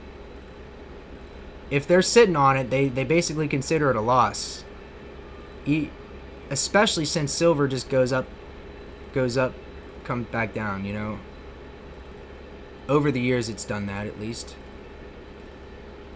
And now we're actually at a phase where I think the economy is so bad that It just can't help but go up, rise slowly. Gold too. You know, gold too has just been so impressive lately, you guys, and I mean absolutely impressive. I opened this up on the last stream. Look at this, y'all. It's got something really like it has pyrite in there or something. It's really shiny like silver.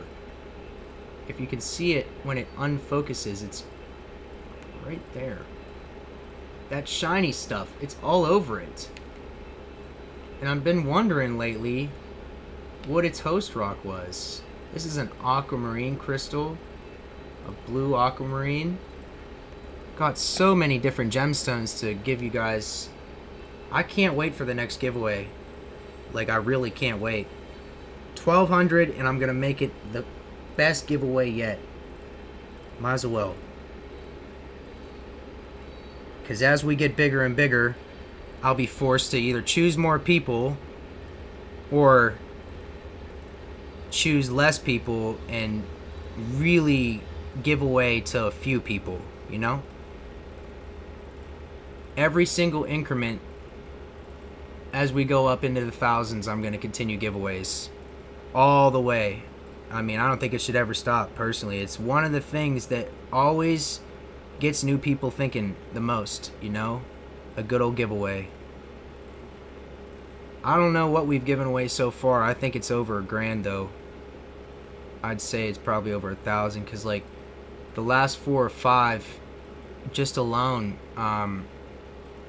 there were like cash prizes of at least $80, sometimes $100, and the coins are just, I will go really balls to the wall sometimes, giving people like walking liberties and a peace dollar or this or that, a $50.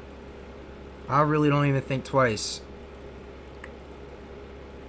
Mainly, the reason being is that y'all support me by being here. And if I could literally not miss a coin and make somebody's day by them seeing it or having it be in the package, and that's really the feeling that I get while I'm packing them, you know? It really makes me feel good. Like, so many people at this point, probably over $1,000 worth of stuff. Absolutely amazing, you know? And we're only at 1,000. That's almost $1 for every subscriber. That's crazy. I don't know any other channel that has done that. Because like each person tries to give away the least amount while just seeming like they're doing a lot, you know? I know people that'll try to give away one singular coin, you know, and the person in the comments is like, well, if it's not something special, just give it to somebody else or whatever. Add it into the next one. And I'll be like, I remember seeing that in so many people's live streams. They would literally be mid-stride giving something away, and it just wouldn't be, like, enticing enough for the person to, like, want to have it shipped to them. You know? That's crazy. I always, you know, I will always accept a coin. But I definitely like to make it worth it and worthwhile. And if I'm shipping something to somebody, boy, I really want it to feel like Christmas. The penny that most would love to find are the 43 copper. Yeah, man. Oh my goodness. I just saw one of them pop up recently. Somebody just found one. I mean, I don't really know how they could possibly exist still, but that's like why coins are so amazing to me. Is that like, if a 43 copper could still exist, what else could still exist? Dude, I found a 1919 in circulation at a grocery store 2 weeks ago. I mean, that blew my mind. Finding a 1919 at the grocery store. I went to Target the other day and saw the teller had a $100 bill from 85. Dude, it's a triple repeater.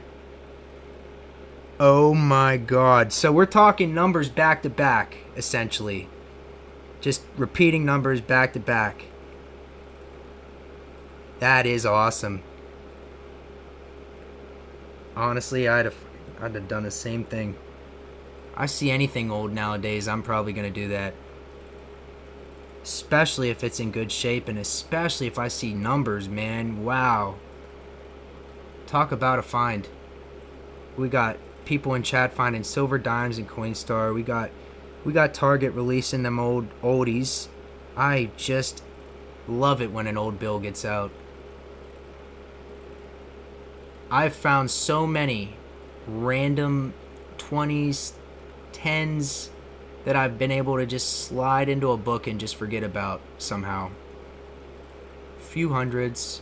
It's very hard to do that, though, I would say. Very hard. But congratulations.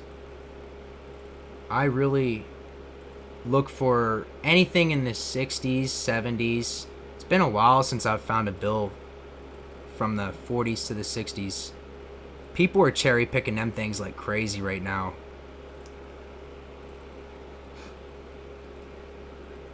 There's people out there that literally don't even need to know what a dollar is supposed to look like, and they'll catch themselves with an old bill in their hands and they'll know it's special.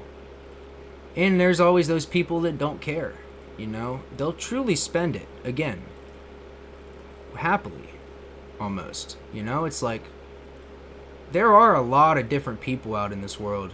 Fascinating. So many people that could care less about a single coin. Owning one, they think cash is king.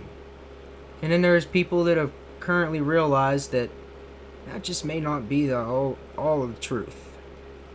Cash is king when it comes to paying for things. It's losing its beauty over time. I really love what metals do. I haven't really felt inflation like with metal. It seems like as I've made the decisions that I've made over time to continuously buy metal regardless of the price, it seems like I really haven't felt inflation nearly as much as I would have. For instance, all of the metal over the years that we all get. Now imagine we don't get it for some reason, and we're sitting there with all that cash thinking, wow, I'm just spending this money and watching it go happily. Most people don't even question spending money or trying to save it and not realizing the value is lowering. Me, I mean, I get above 1,000 now. I think, well, it's got to go into something, because every week that it sits there, it's essentially losing value. And I always wondered, this is a very good question to ask you guys. Seriously. How, I'm trying to think of how to word this. I'm trying to think of the best way to word this.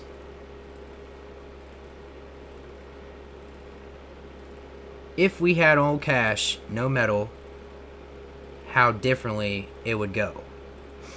You know? One, you would spend it an increment faster. I don't know what it would be. Times 2, times 5, whatever. You'd spend it faster. Oh, what I was going to say. I would love to see if they would ever admit the losses on paper. You know? Like, imagine a world where each month they tell people, hey, you know all that money you were just spending? It's lost all this per month or per week. I'd love to see the per month lost on paper. What it looks like if it was real. You know? That would be a really fascinating thing to see. Because, for instance, you'd be saving, right? And then you'd see... And my dad just felt this kind of with his, like, retirement thing or whatever. He was supposed to make interest or whatever. He was supposed to make interest on it. and they told him that he made 15 cents in a month. And it hurt me to hear that, you know what I mean? Because, like, if that's how it feels. Like, with a dollar, that's how it feels, and people don't realize it. A lot of us don't realize it. You know, saving up money for a house. A lot of couples out there are just sitting there watching the money pile up, not realizing if they just put it into metals, it would incrementally save them money rather than to lose them money. It's like if you hold your money, you're physically losing money each week or month. I don't know how much. It could be $1, $2, $3, $4, however much they spend is how much you lost. It equals to each American. They want to have a debt clock that says every debt, medical, business, infrastructure-wise, if that debt clock is really sitting there at what it is, then there should be some math that adds up, you know? And it doesn't. Like I said before, they've just exaggerated a bit too much nowadays and spent a bit too much to recover in any way, I would imagine. I still find older pennies when I go grocery shopping and have found many. I love it. O2. Oh my goodness, dude. Yeah, I love finding the brand new 82s. Those shining bright like a diamond is a smile on my face, and anything in between. 70s are still there, I'd imagine. A lot of 70s, 60s. BU, brand spanking new. Could you imagine finding a 1902 brand new? What that would feel like? I mean, Jesus. From 02 to like 09, there are some really rare pennies worth well into the hundreds of dollars nowadays. I bought 1 penny to try to fill my collection because I knew, oh, if I don't buy this now, it's going to be like double in like 4 or 5 years. Because they're such a low mintage, some of them. And a Lincoln penny at around $1 million, you are paying crazy money for it. Crazy money. Anything with low mintage Lincoln, it's like worth well into $200, I think. I paid for one. I forget which one it was. 2000 or 19. It was a 1912 something, I think. I believe it was a 1912 that quite literally cost that much, and I don't think I've told anybody that. I don't think. It's one of them things I've kind of kept to myself. I knew it was the rarest, and I went for that. Mainly because it was the rarest. And that's the one Lincoln that I bought because I realized that I'd probably never find it. That's not the attitude to have, but, you know, it's like looking for a 1909 VDB at some point. Like, yeah, there's 1909s out there, but to get a VDB, I mean, that's asking for a lot. Imagine if the mints started to reproduce the larger denominations. I would be mind blown. Physically, one, it would make it easier for them. They could actually do transactions in the 10,000 and 100,000 amount, which would be fascinating to even hear about. That big of a transaction or that big of a bill. And we'd see tellers like flashing the big old 5,000 or 10,000 one at the federal banks and stuff. They'd be showing people them. Boy, could you imagine even seeing a $500 bill? Man. You know, it scares me because, like, as the money gets higher and higher, that should be for their bank usage. It should never be. I mean, 500 and 1,000 and 5,000, I believe. I don't even think 5,000 was available to the public. I think only 500 and 1,000 were, like, regularly used, and everything else was essentially for only banks, from what I remember. If you know exactly, Craig, let me know, because I know that they, I was looking up all these bills, the 100,000. I was mind blown when I found that out. When I saw one, boy, and I've seen a couple of those pop up. The $1,000 bill and the 500 and maybe the 5,000, but I don't think I've seen one of those.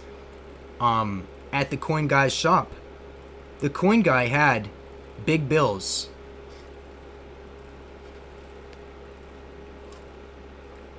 Man. The coin guy had big bills, graded and for sale. He's a Morgan Comstock lover too. He really loves the San Francisco Morgan dollars, and anything in the proper cases he buys. A lot of Canadian as well. I really wanted to make a bulk order from the coin guy. Not kidding. He would do a bulk deal on Canadian like no one's business probably. Probably give you the best deal that you could ever get. So if any of y'all want any Canadian, I'm pretty sure I can put you in contact with the coin guy. You just let me know. His number, like I said, is attached to his business. It's kind of hard to get around that, and I just wanted to call him to ask if he was in, and it ended up being him, and I was put on the spot, had no question ready or nothing, and I was basically just like, man, nice to meet you, like, seriously. And I'm sure he hears that so often at this point, people calling him and just being like, yeah, nice to meet you, you know? And at a certain point, you know, you're really taking up people's time past like 5 or 10 minutes, even though it's so easy because you watch these people. I watch these people. We all watch them. They are literally the ones that blew up during COVID or right before. You know, I remember that motivated me so hard to start and to continuously post. Watching people get hundreds of thousands of views off of just some change that it's just like I said, the way that they said it, it's the way they did it, you know, that really drew me in and made me really want badly to find what they had, you know. And you know what, you guys, I really don't like making those type of videos exactly like those people. For instance, I don't like making videos about things that you're never going to find ever. Like Blue Ridge Silverhound, I love watching his videos, and he's so technical and he is so informational. But at the same time, he shows me things that I'm never going to see ever in my life. And maybe that's why I watched. Maybe. You know? I just want to be a little bit different and show people things that I think I could find and that I think you could find. Like those die cracks that I made earlier in a short. I posted the Jodita Ivara, I believe. Idara, I can't remember the last name off the top of my head. There are 2 errors on that quarter that are probably pretty easy to find. A die crack on a Philadelphia coin, and I believe a crack going the entire way through the lettering, which I couldn't find a picture of online, but someone was talking about that one. You know, I just recently realized there's a couple websites online for new errors coming out. 2024, we're just through April, going into May. There's going to be new coins with new errors, and I'm going to be all over that stuff for you guys. We're at least going to know that they exist, you know. I do a lot of Googling for errors, and a lot of the same stuff pops up. It's kind of hard to get the right information sometimes. And then you're going to see a couple $100,000 coins, $1,000 coins on eBay. It'll always show you the craziest stuff, not the stuff that you really want to see. So I usually got to do some digging. It took me a minute to even find the quarter error earlier. I was just looking through because they always have the most legendary errors first. You'll see those posts first, or those websites. The ones with like 1909 VDBs and that type of thing. Yeah, you're right. It was a San Francisco. I did forget to slip the S in there. The larger denomination were used not for the public. Yeah, I thought so. They were used if someone had a business and needed to make a larger withdrawal for purchasing. Sean, Blue Ridge, yep. I absolutely love him. Jovita Idar. Hovita Idar. Oh man, I've been pronouncing it wrong. Hovita Idar. Thank you for that. Thank you for that. I really didn't see that as being different, but it really is. And I didn't even consider that. It's like sometimes you can really see it, and like that almost made me want to say it the way that it was like pronounced in my head. Thank you for that. And yeah, I love Sean from Blue Ridge, honestly. You know, he's a really down to earth dude, and it's just like I really would go to his channel just to watch the videos, you know? Didn't matter what he was talking about. Didn't really matter. I love those type of channels, you know, where you can just chill, and that's what I want this channel to be. I don't want it to feel like, you know, everybody is you know, trying really hard to like watch the videos. I want it to just be seamless, easy, entertaining. Yeah, I'm not gonna go live and play video games that often, you guys. I promise. I really like talking about coins and stuff, and it lets the topics roll. I mean, we go topic to topic to topic. It's beautiful. For hours. And multiple people hit the live stream while we're sitting here talking. So many. It's so helpful, you guys. Like, I can't tell you how much I appreciate it. I realized it recently that if I just went live a few more times a week, it would really be beneficial. Seriously beneficial. And not only that, I got so much time on my hands right now, I might as well. Definitely didn't get a call back from the cemetery yet. They told me they were going to call around the end of April. And I'm waiting for that, maybe. And I almost started to take the sign that if they don't call me, because this company called me when I was working at my previous job, and they asked me, hey, do you want to come up here and work? We raised the pay. And so this summer I actually needed, you know, some extra work or whatever. And I'm like, okay, well, I go up and apply. And I haven't gotten a call since. I'm like, okay, it might be a sign. If I work really hard, the next year we're monetized. Like, strictly working towards. And I've seen people talk about what happens when you first get monetized, and it starts out with like 80 to 100 bucks per month, and 70, 80, you know, depending on where you live, and it goes up from there. And I'm like, okay, well, within 1 year, if this channel will be where it needs to be, I don't gotta worry at all. Seriously. Not only that, I just gotta do my best to try to get some passive income coming in over the months, especially winter, do some eBay selling and stuff, and really prepare for the coming year and just go as hard as I can on YouTube. I mean, quality-wise, daily, doing my best. I'm going to write scripts for every single video. Not pack it full of information, but make it really to the point where I'm not making it up on the spot. That's how I started making videos. When I first started, I would just sit there and talk about a coin, you guys. And at this point, I really want it to be legit. Like, I want it to feel legit.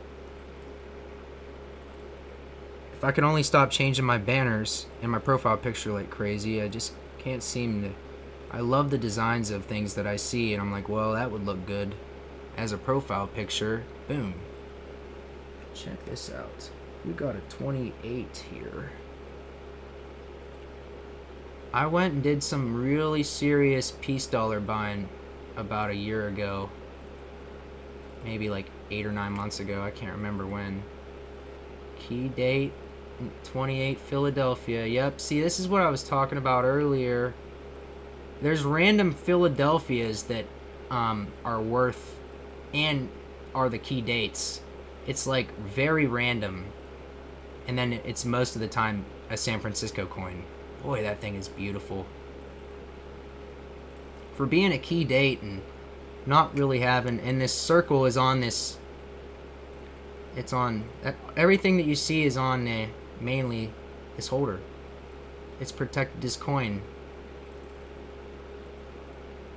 I first saw that donut and I shit my pants. I'm not gonna lie. I'm like, what is on that coin? Well, how did that happen? And then I thought, and I looked at it. That's the scary thing, having a key date coin and then almost dropping it on the ground or seeing it roll out of its capsule. That's the worst thing in the world, man. What is this? 23. This was the first peace dollar that I ever bought, you guys. It came from Amazon. I'm almost positive. That's how little I knew about silver. I mean, yeah, there's times to buy on eBay and Amazon, but once I figured out what was available, I stopped. This is a beautiful coin too. It still has its luster. This light setup here gives us all the ability to see every mark on these coins. Every scratch. The light that faces this way, it helps so much in doing that. I have two lights. I got one in front and one above, and it constantly shows us every angle as it focuses. And I'm not gonna lie, before I would realize that and I would either angle it differently, but now I put it that way on purpose because I really want everything to be seen. Like if we're checking out coins and stuff, I would much rather everything be seen. And with this one light above me, it's just not enough. It's not enough. For real. It is the middle of the night, 1:56, and I'd imagine, because like the other night I learned in Hawaii that it's many hours back, so you're probably looking at like what, 9:38, 8:39 type thing in Hawaii. I just recently made a whole other stack of coins. I want to show y'all some of them from there. We got some Susan B. Anthony's.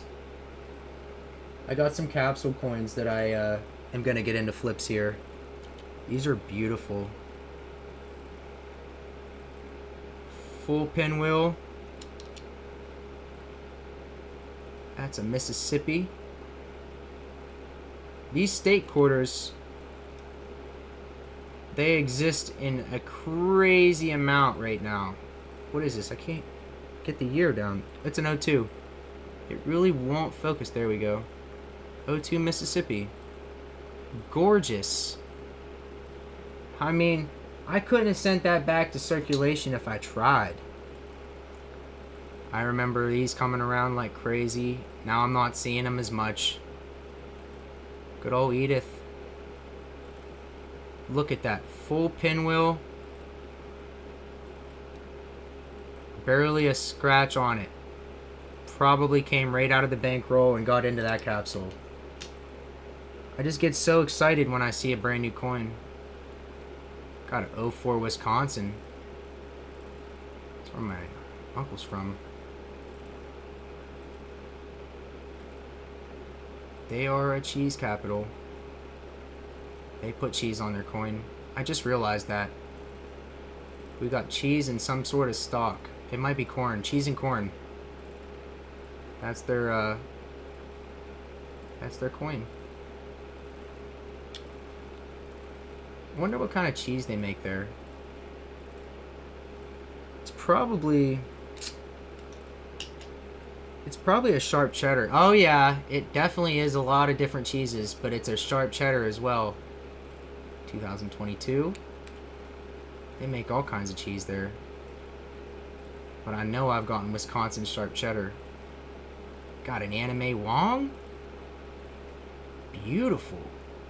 I loved it when these were coming around. The 22s, I just really enjoyed the designs of the 2022 quarters. Passive income is what I've gotten into over the past years.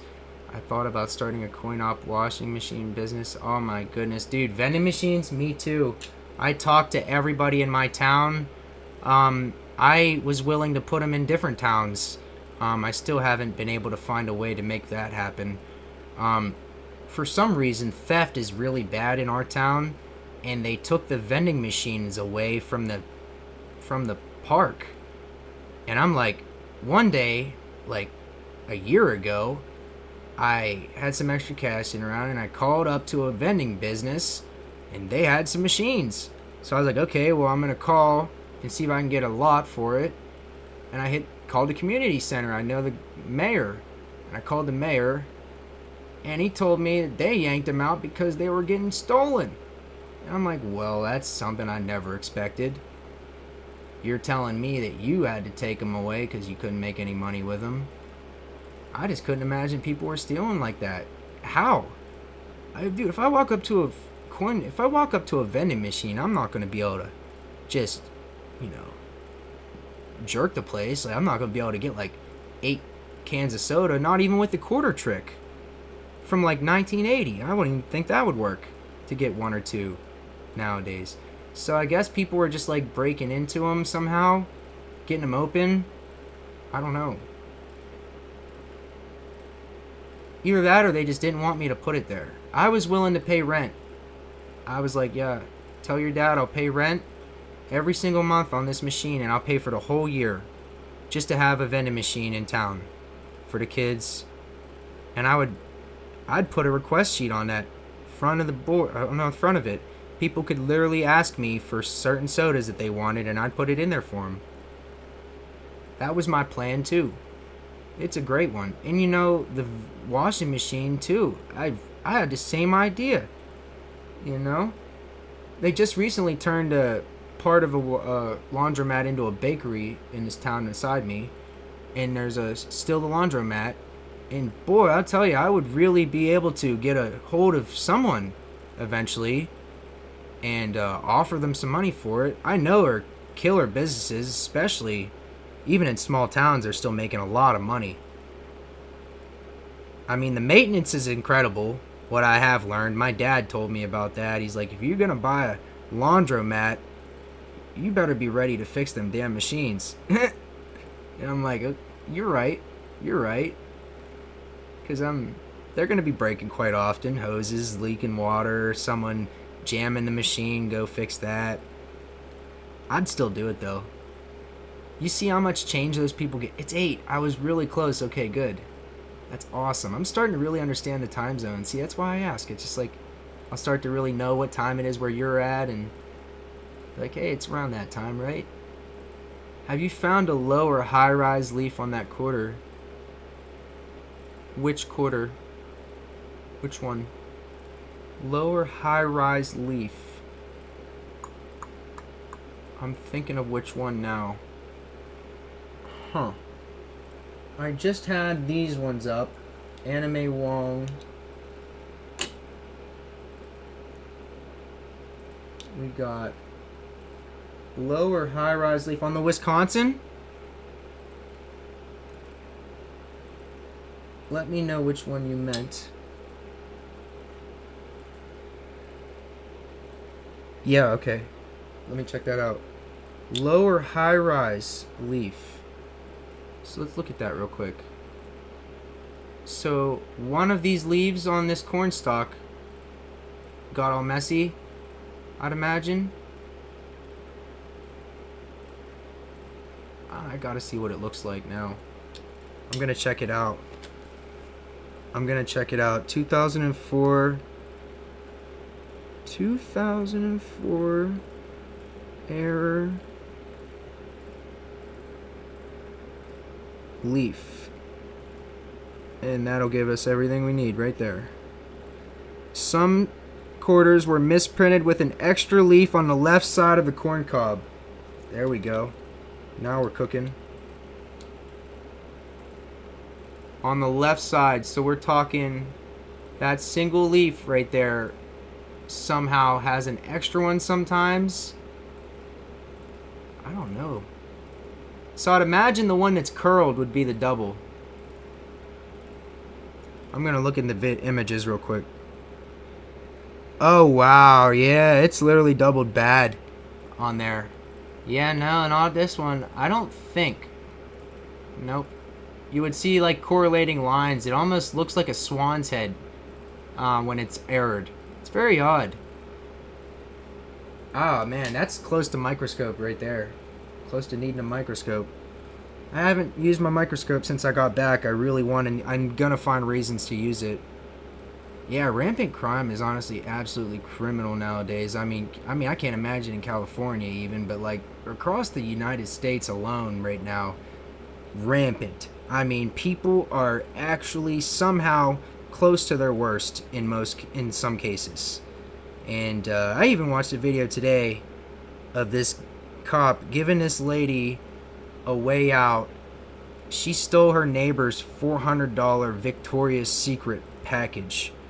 And the cops came directly to the house, said she brought him there, said, hey, it was delivered here at 9 o'clock. And they start denying it. Next thing you know, the cop is like, all right, I'm done with the BS. Like, you need to give this stuff back or I'm just arresting you. They go inside and they think about it for a second and they come back out and they go, the husband goes, they're bringing your stuff. They give the stuff back. It's missing 5 items. Now, if you're gonna give the stuff back, why have it still miss anything? But this is the cherry on the top, you guys. The girl ended up going to jail because the last item, she was wearing them. She put on this lady's underwear that was stolen that morning. She was already wearing them. And while they were taking her out the door, the last thing that came to her mind before she got arrested was to tell a little bit of the truth. And I'm not kidding. She said that she has them on. And they arrested her straight up right there. I mean, like, and the lady didn't want to press charges. She didn't want anything to do with it. Who wants a porch pirate to steal $400 worth of Victoria's Secret, you know? Yes, dude. Yes. Absolutely sick, bro. Like, dude, the whole family conspiring knowing that thing came in that door. I mean, the mom, you could see the mom just shuffling her daughter away like, please don't take me to jail. And she was the one that lied first. She's the one that brought it in. It's like if you can't even trust your neighbor to give you a damn package back nowadays, like, we're in some times. It's 11:02 in California. What time is it here? Wow. You still got a whole night ahead of you, Joseph. That is awesome. I love how different the time zones are. It's mind-blowing.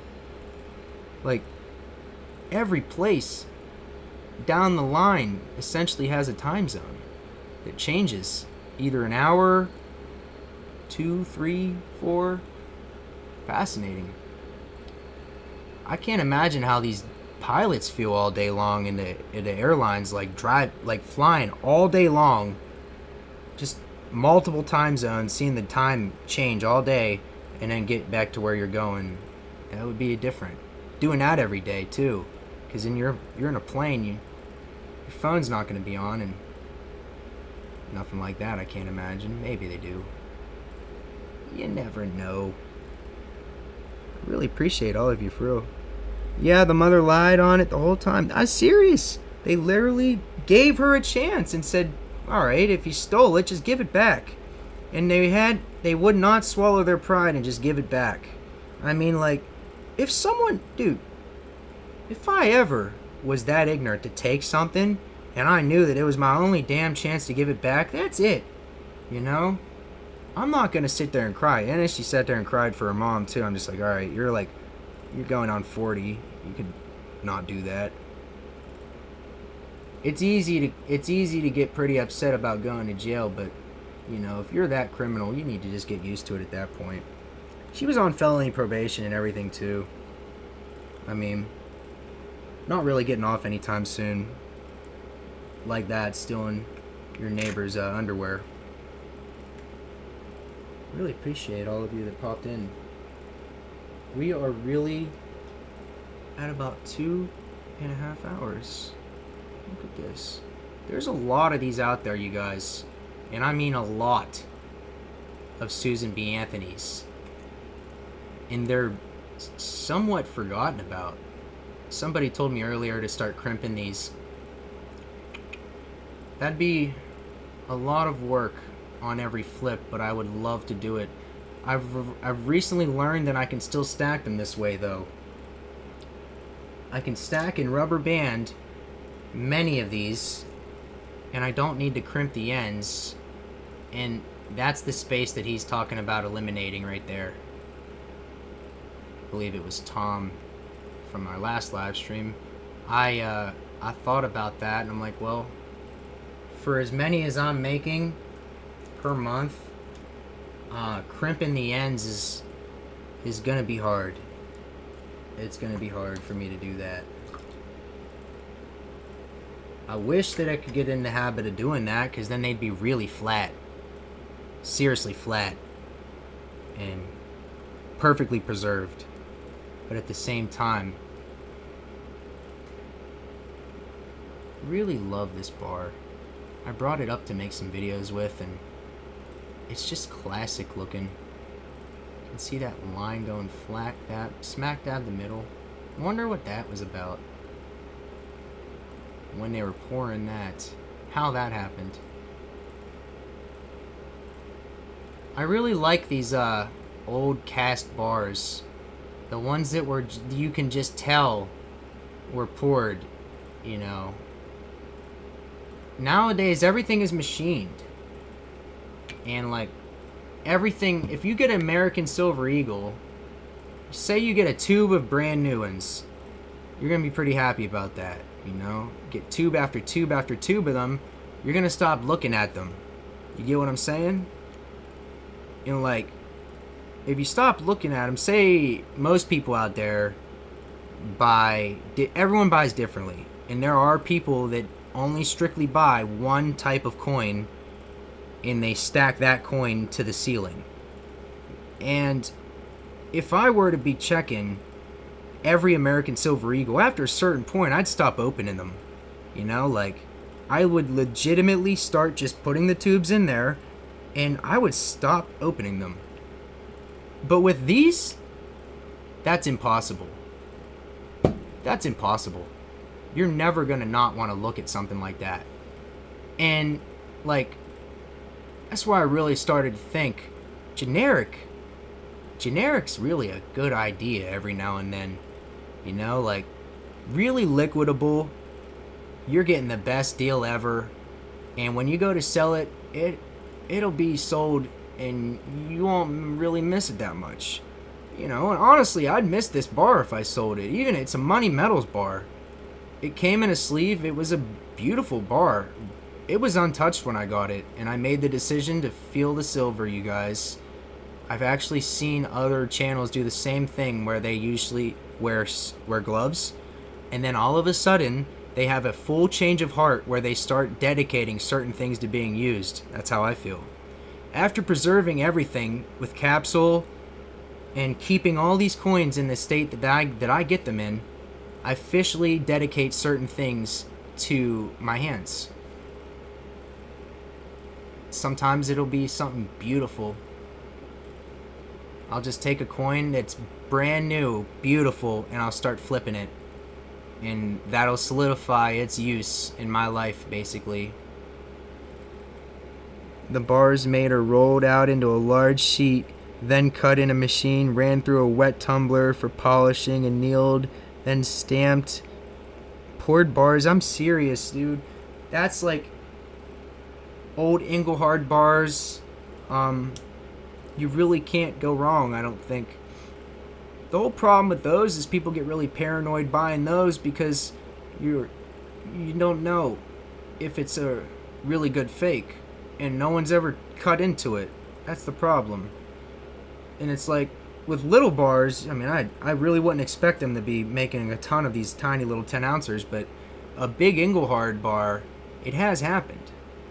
I've read about it in the past. I don't think it happens a lot, and I really think that most bars out there are genuine.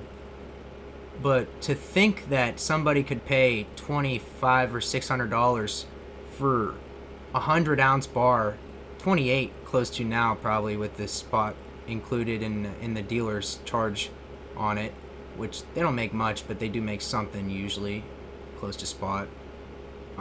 Yeah, that really,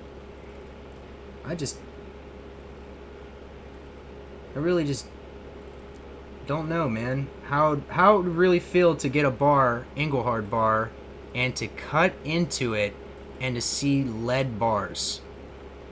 And that's what somebody had happen online that sparked an Engelhard controversy like no other in the early 2000s. It made people very paranoid. They love Engelhard. Everyone does. It's like Sunshine Mint, Joseph. It's like, it's like one of those things. It's so classic that you just don't want to believe that that is happening. But China's pretty unfaithful towards our bars and our coins. And if they can make a good fake and make some money off of it, I'm sure they're pretty happy to do so. That's the sad thing, is that if they sell a lot of fake bars from China, or anything fake for that matter, nobody can come and complain to them. Not only are they a communist party, they have full control over basically like a quarter or half of our market, strictly from eBay and Amazon right now. They're selling like crazy on there.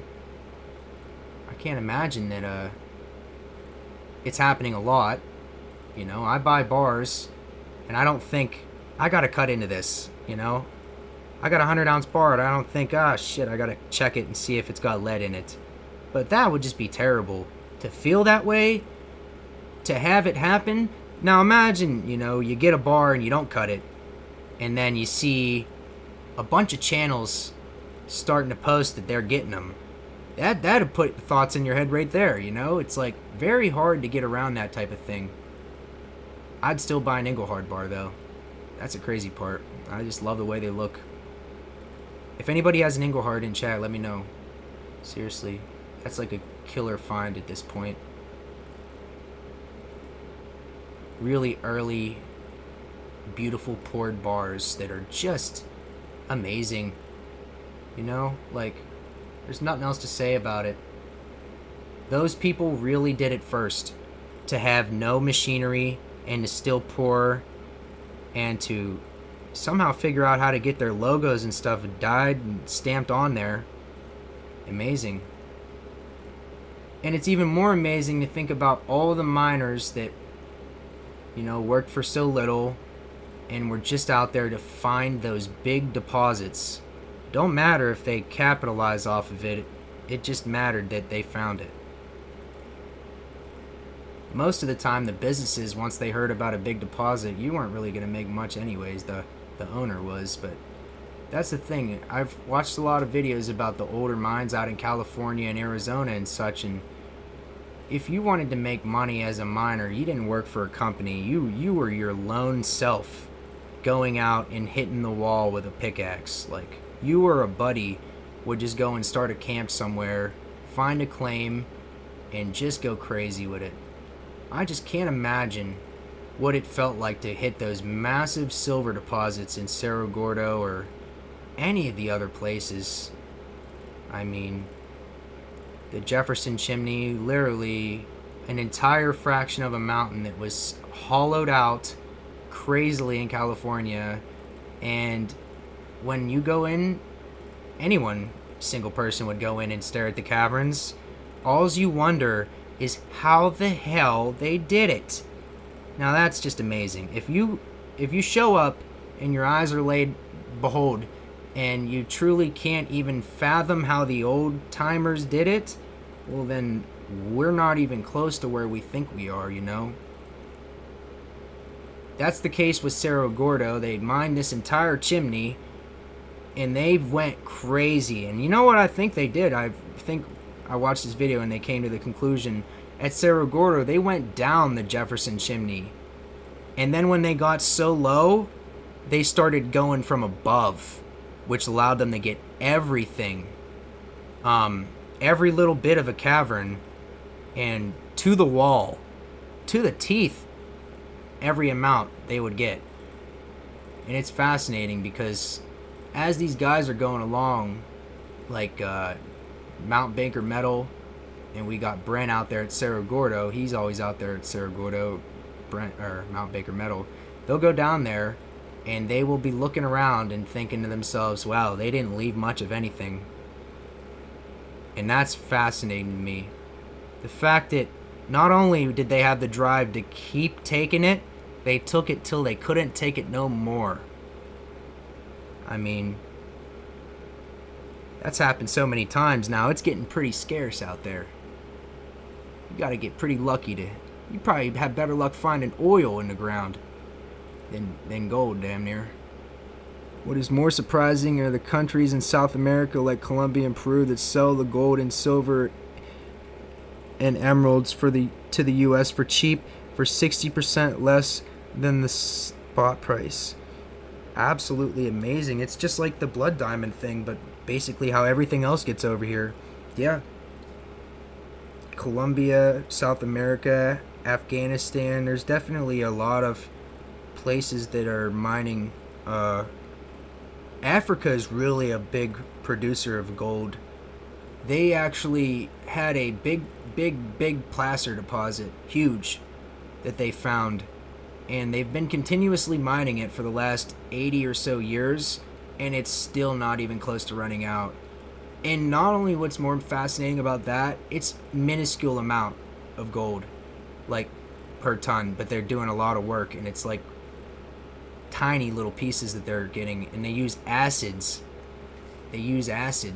I believe it's a sulfuric acid, and they either that or I think they use sulfuric acid and lead or something like that, and they have a big round mill that goes around.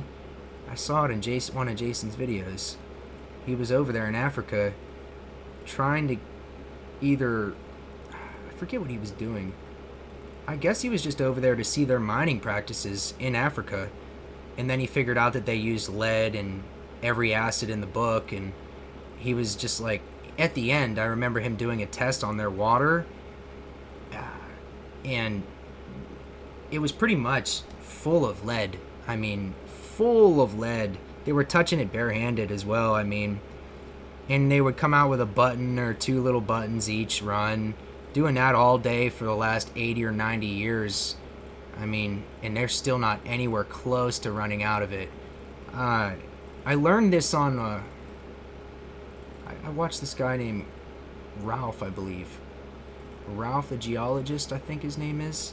He showed me this African deposit that has been plentiful for the last almost 100 years. And it's fascinating, you guys. Physically, like, when that type of thing happens, it produces enough for the whole country, damn near. And I'm pretty sure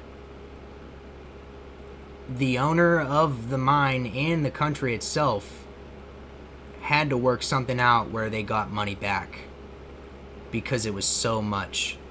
And that's rare. I mean, that's rare. Like, we're talking like expansion at the same place. Like, that's like seeing blood diamonds being found and people actually getting something from it. You get what I'm saying? They did that with Africa. I mean, they had to negotiate it. It was a really odd thing. When you find that much gold to the point where it's generational, it's all negotiation, I would imagine. Like, imagine how many officials wanted to be involved or in some way attached to that deal, where like certain amount come back to the city as we're selling it because it's so much, you know.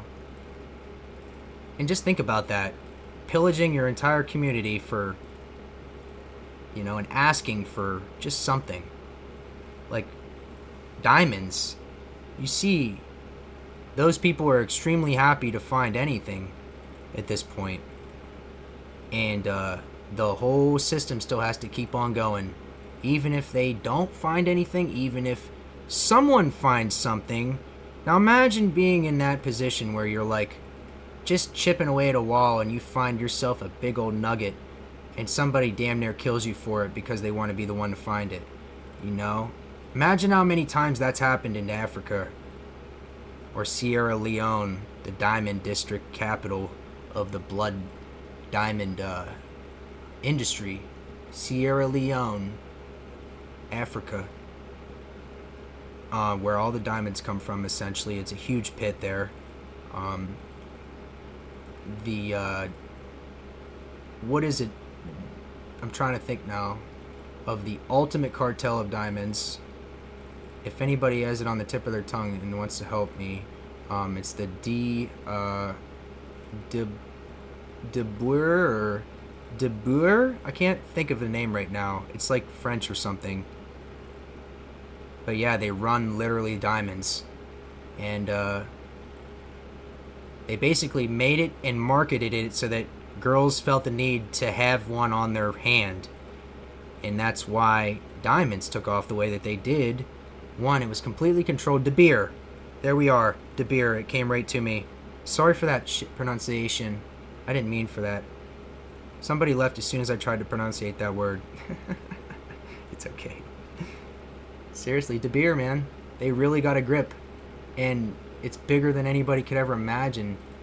I mean, once you literally own the industry and you physically own the image of said industry, which De Beer does, that's what I meant when I said the girls felt the need to have a diamond ring.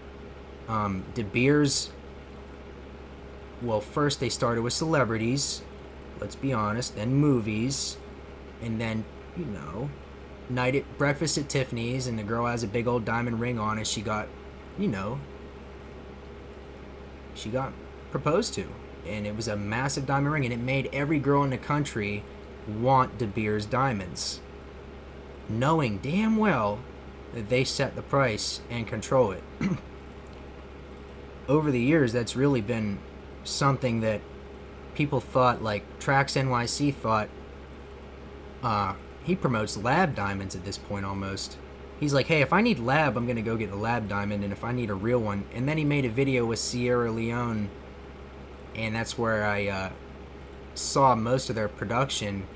And he went there with the guy that was actually, I would say, closest to the top. And they were just standing there with these guys as they were mining a diamond. And, like, I just can't imagine how that feels to be a part of the whole industry and then go there and watch those people struggle, you know? What's up, Joseph? I'm glad, dude. We just BSing. Yeah, I love Trax too, dude. I mean, he is so real. Like, and that's the thing. He knows how to market a product and knows exactly how to sell it.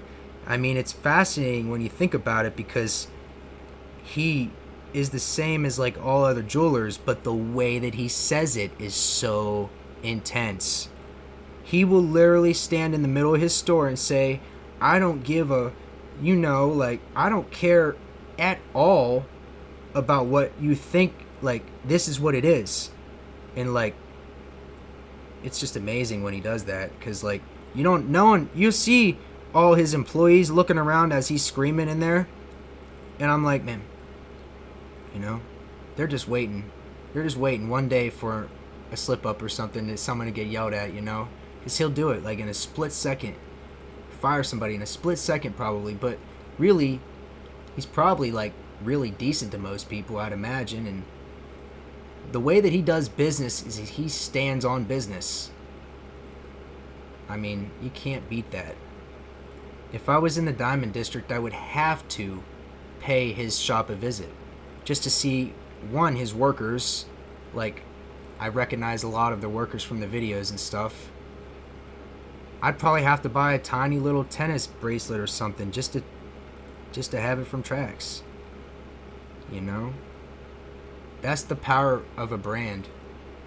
Like, he doesn't control where the gold or the silver comes from or goes, but it means a lot that it came from him to a lot of people.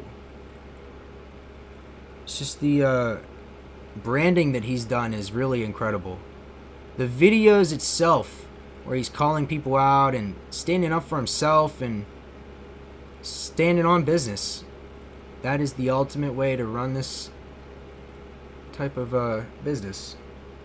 Definitely stand on it. Stand on your word. Say it, do it. You know? Also said that New York is the jewelry bargain state of the world. Anyone who pays retail here, exactly.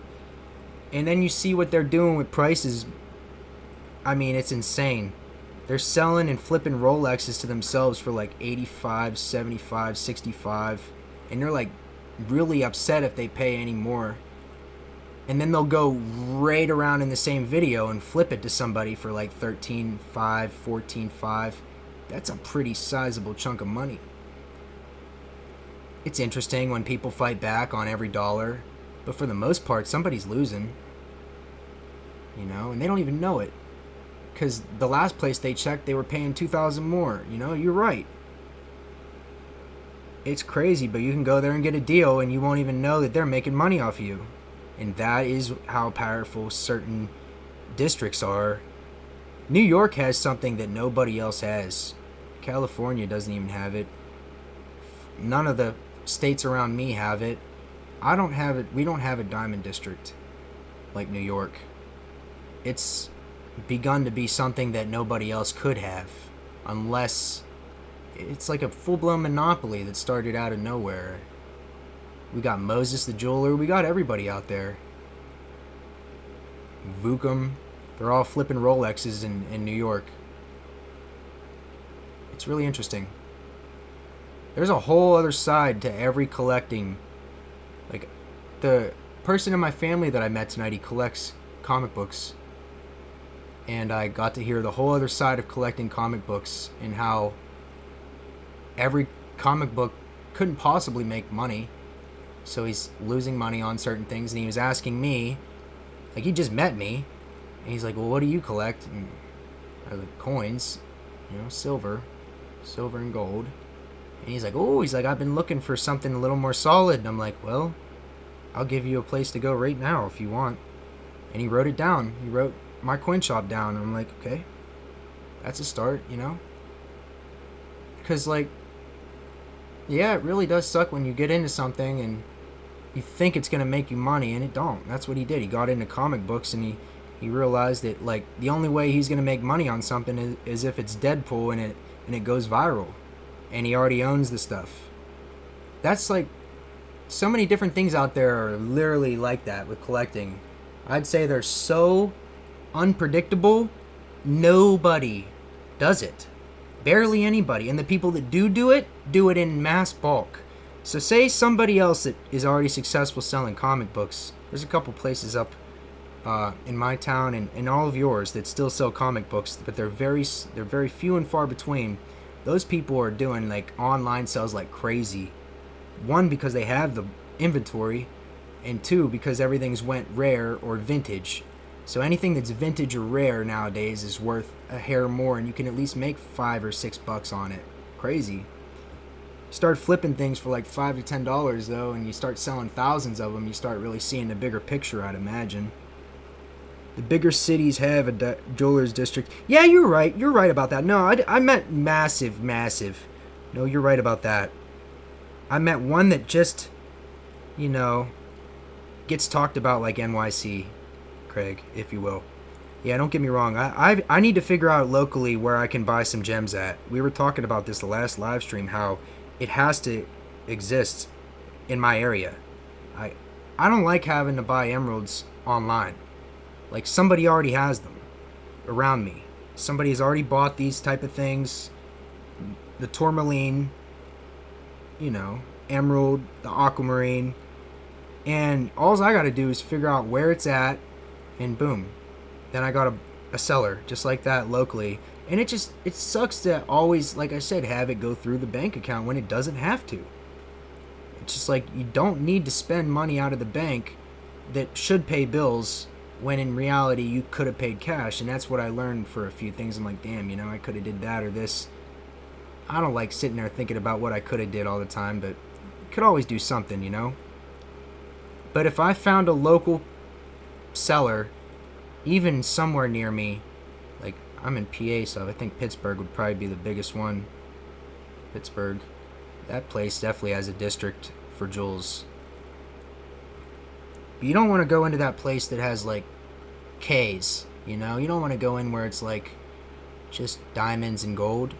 I think you want to find that person that has a few gems sitting there, specimen wise maybe, or something like that, you know? Maybe they just have gems. Maybe they're just solely a bulk supplier of gems. Boy, imagine running into that person at the mall. I would be amazed.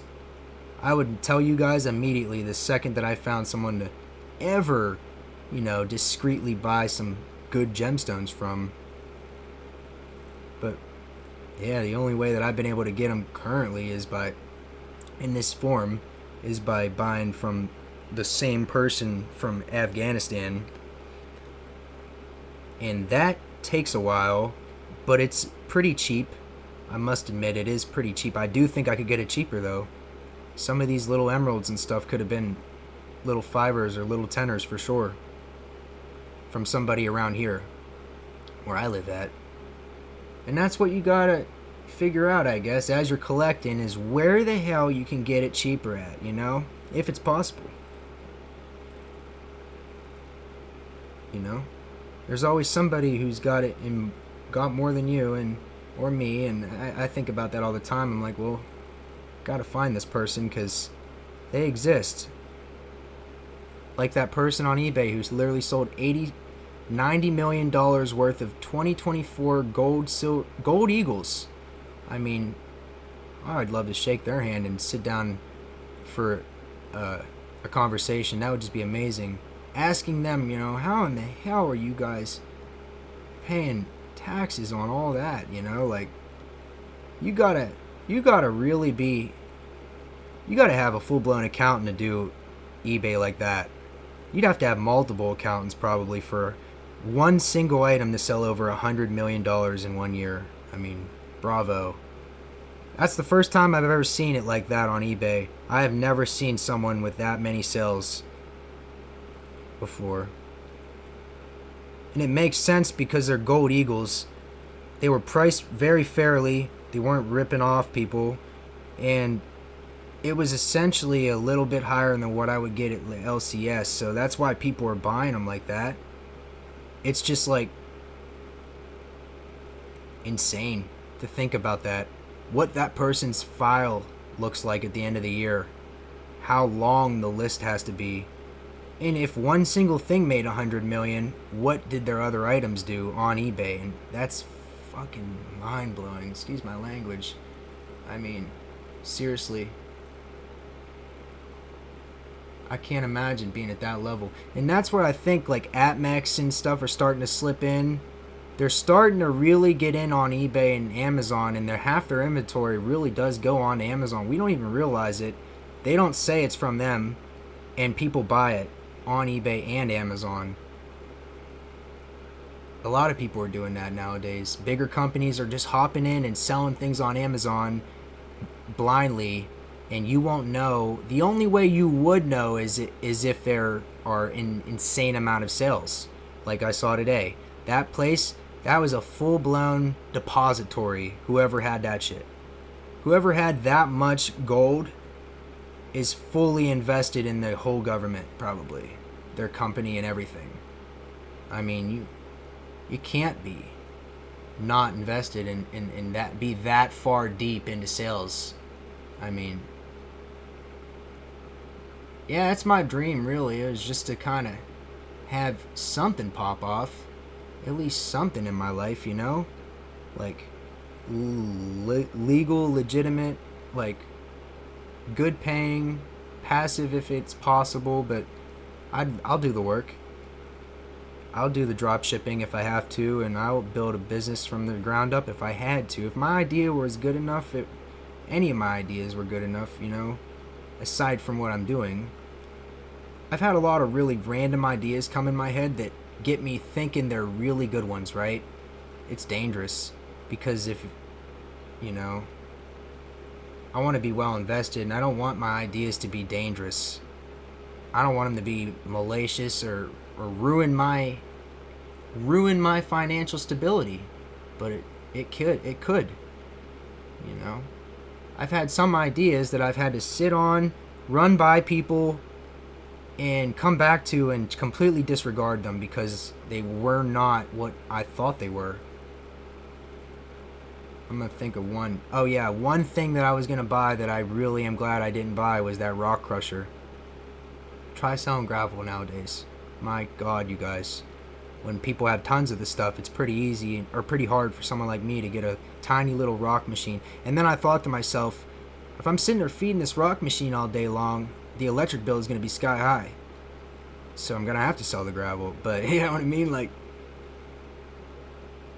And the only real benefit of having that rock machine would have been if I had enough gold in our state, in our specific area, which I learned it's not that plentiful. It's there. It's there in such fine amounts that I can't see it or recover it. And that is what made me really scared about going to Susquehanna, Pennsylvania, and trying to gold snipe. If we only have tiny bits, and there really aren't specimen pieces here in Pennsylvania, then I don't really know. I don't really know if I'd be able to find gold at Susquehanna. People pan there and find little bits, but I was really wanting to go and just get in the cracks of the bedrock and see if there was gold collected there. Anything glimmering. But I have read that Pennsylvania just does not contain specimen chunk gold at any point. And I don't think any, I think it's all placer. Mainly our state was given coal somehow. I live in the bituminous region of Pennsylvania. What that means is basically there was such a large coal deposit beneath my town and many others, they mined it up until this day and into the future. They're still going. Like, and if you look at the map for our town, or our state for that matter, and you look at the mining that's went in, it's so well connected and intertwined, I don't know how it hasn't started to collapse randomly. If they mine that much out from under our feet, level by level, it has to be weaker, you know? And I look at it, and it's, you're supposed to see lines when you see a mine. You're supposed to see a straight line because that's what it's supposed to look like. But this whole map looks pink.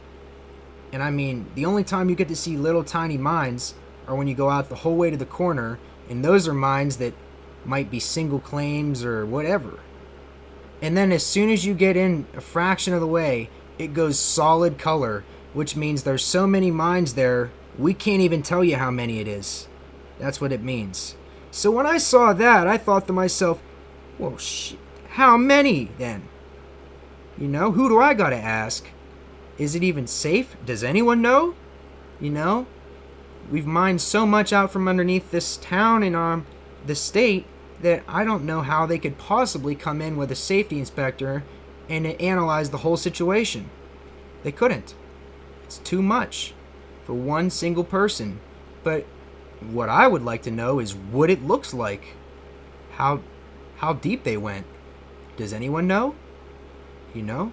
Why am I the only one asking this question? And I look at the map, and it's treacherous. I mean, like, and I wouldn't even say that if it was just a few or even a lot, but it's thousands, tens of thousands, I would say. And they just, how could every company or every single business that was mining at the time correlate with any governed state to know what's too much? For instance, if you have such a large deposit beneath your feet, what is too much before it's weak? You know? What level do you start digging at? I'm sure they have a level that they don't go above. But I'm just saying, you know? If it's got to be that many mines, seriously, how dangerous is it?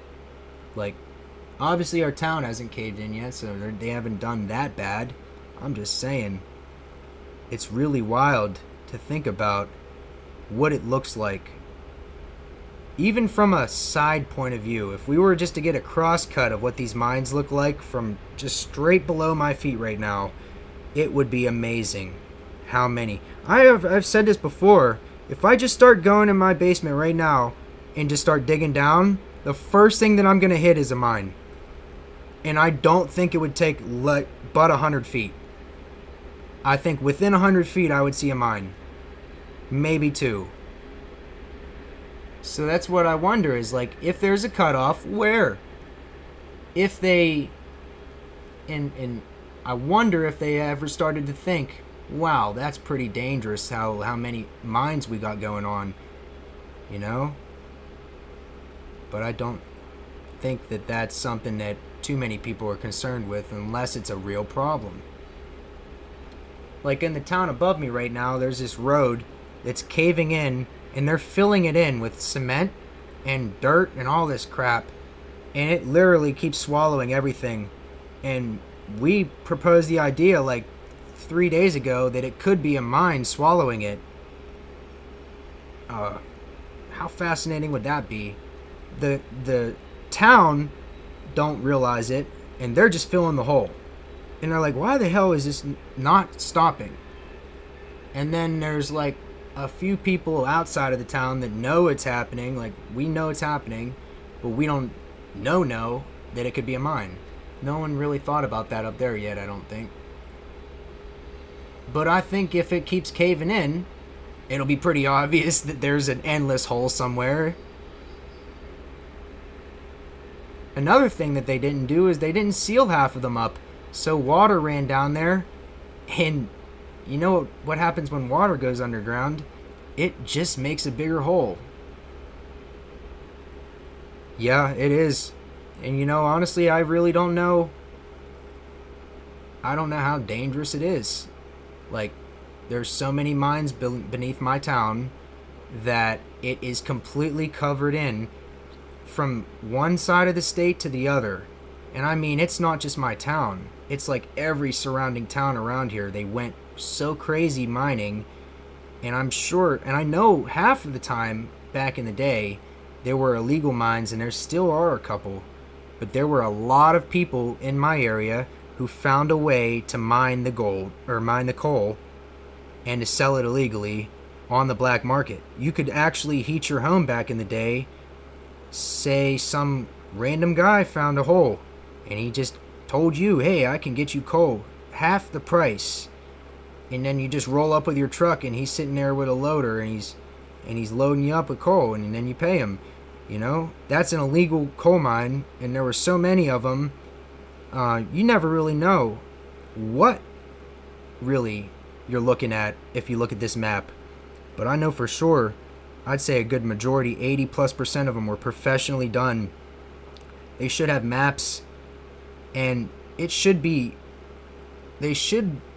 able to read by now how many go beneath it.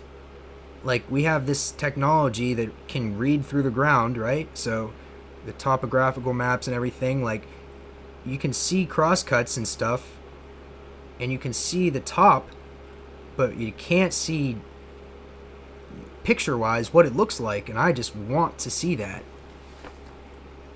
I would love to see what it looks like crosscut-wise beneath Pennsylvania, how bad it really is. And they're still going. I've seen recent videos of them with modern equipment down there, and they are completely wiping the coal out. I mean, eventually they'll run out. It's not like Africa. We will run out. And that's the thing. Eventually, each place gets to the point where you're, like, still wanting to make money off of it, but you're running out of ways to get it.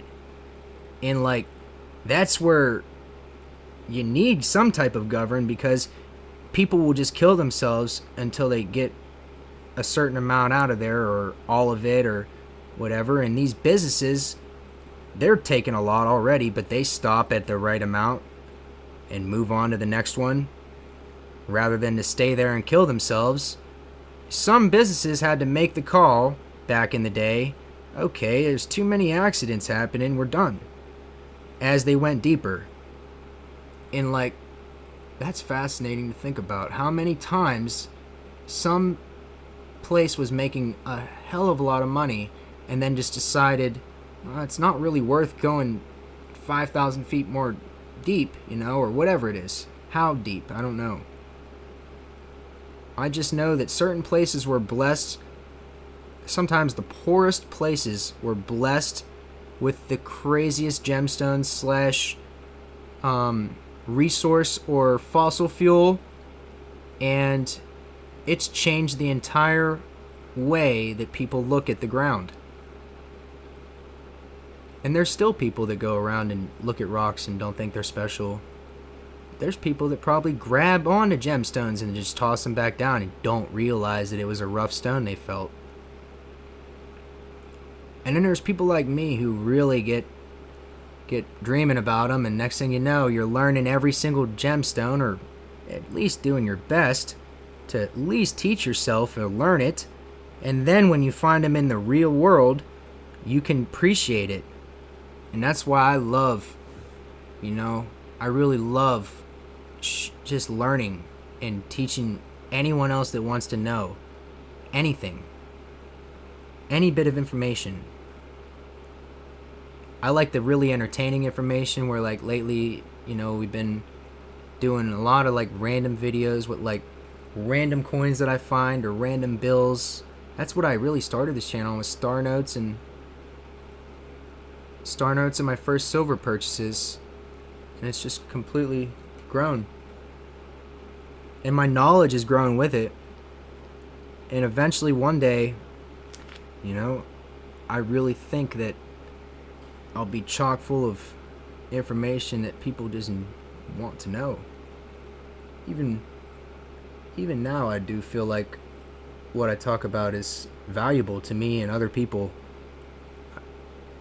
People don't know what they got till it's gone. I'm serious.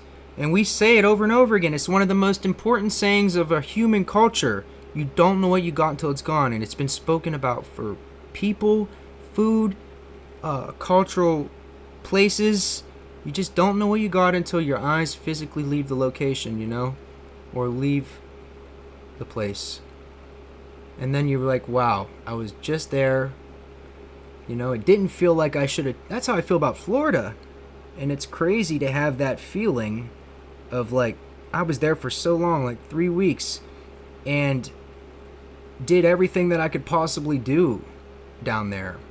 Aside from have my motorcycle down there, that was the one thing, If I could have taken a bike or pedal bike even, I took rollerblades because me and the dog skate every day. We rollerblade every single day like crazy, like madmen. And if I could have had my street bike down there, that would have been heaven. I mean, absolute heaven. 85 plus degree days and just hopping on that bike. But it is a really testy place. There was this guy who did the same thing, right? He brought his bike down with a camper, and it was a all black R6. This thing was straight piped. It was louder than hell. The first night, me and my dad are sitting out. I forget what we were doing, actually. Where we were at. Yeah, we were at the camper. And literally, this guy went out the campground and went straight down the highway for a cruise. He wasn't going, I don't think, to anywhere. I think he was just going for a rip. And he went about top speed every single night. And I mean, you could, like clockwork. First night, I was really impressed. I'm like, wow, who was that? And then all of a sudden, I see him creeping out one day when we were leaving. I seen his bike creeping out. He was going super slow. And I'm like, well, that's where that bike's coming from. And then ever since that moment, I realized it, and I started complimenting him on his bike. But seriously, riding like that is just so dangerous. I mean, getting on the bike and going full pin every single time isn't just dangerous because you can just fly off of it. It's dangerous because, like, it turns into a full-blown police chase. And down in Florida, they do not mess around with anything like that. I mean, that's like Texas. Arizona and Texas. Arizona don't mess around. They will full-blown go Wild West on you if you try to run from them on anything. I've seen them trying to swipe a bike off the highway while they're going like 80. I mean, they really will take your back wheel out on you while you're flying down the road, and then look at your body as you just, hit the pavement pretty much. And that's what a lot of these sheriffs will do in Florida. It's really odd, but I don't know. It makes you double think about, like, I have this bike that goes, 100, 150, 60, but I don't want to get in trouble on it. It's like, if I really felt this way, I shouldn't have bought it, you know? It's like the way I'm thinking. I love the bike. It's a cruiser, and it's so fast still, too.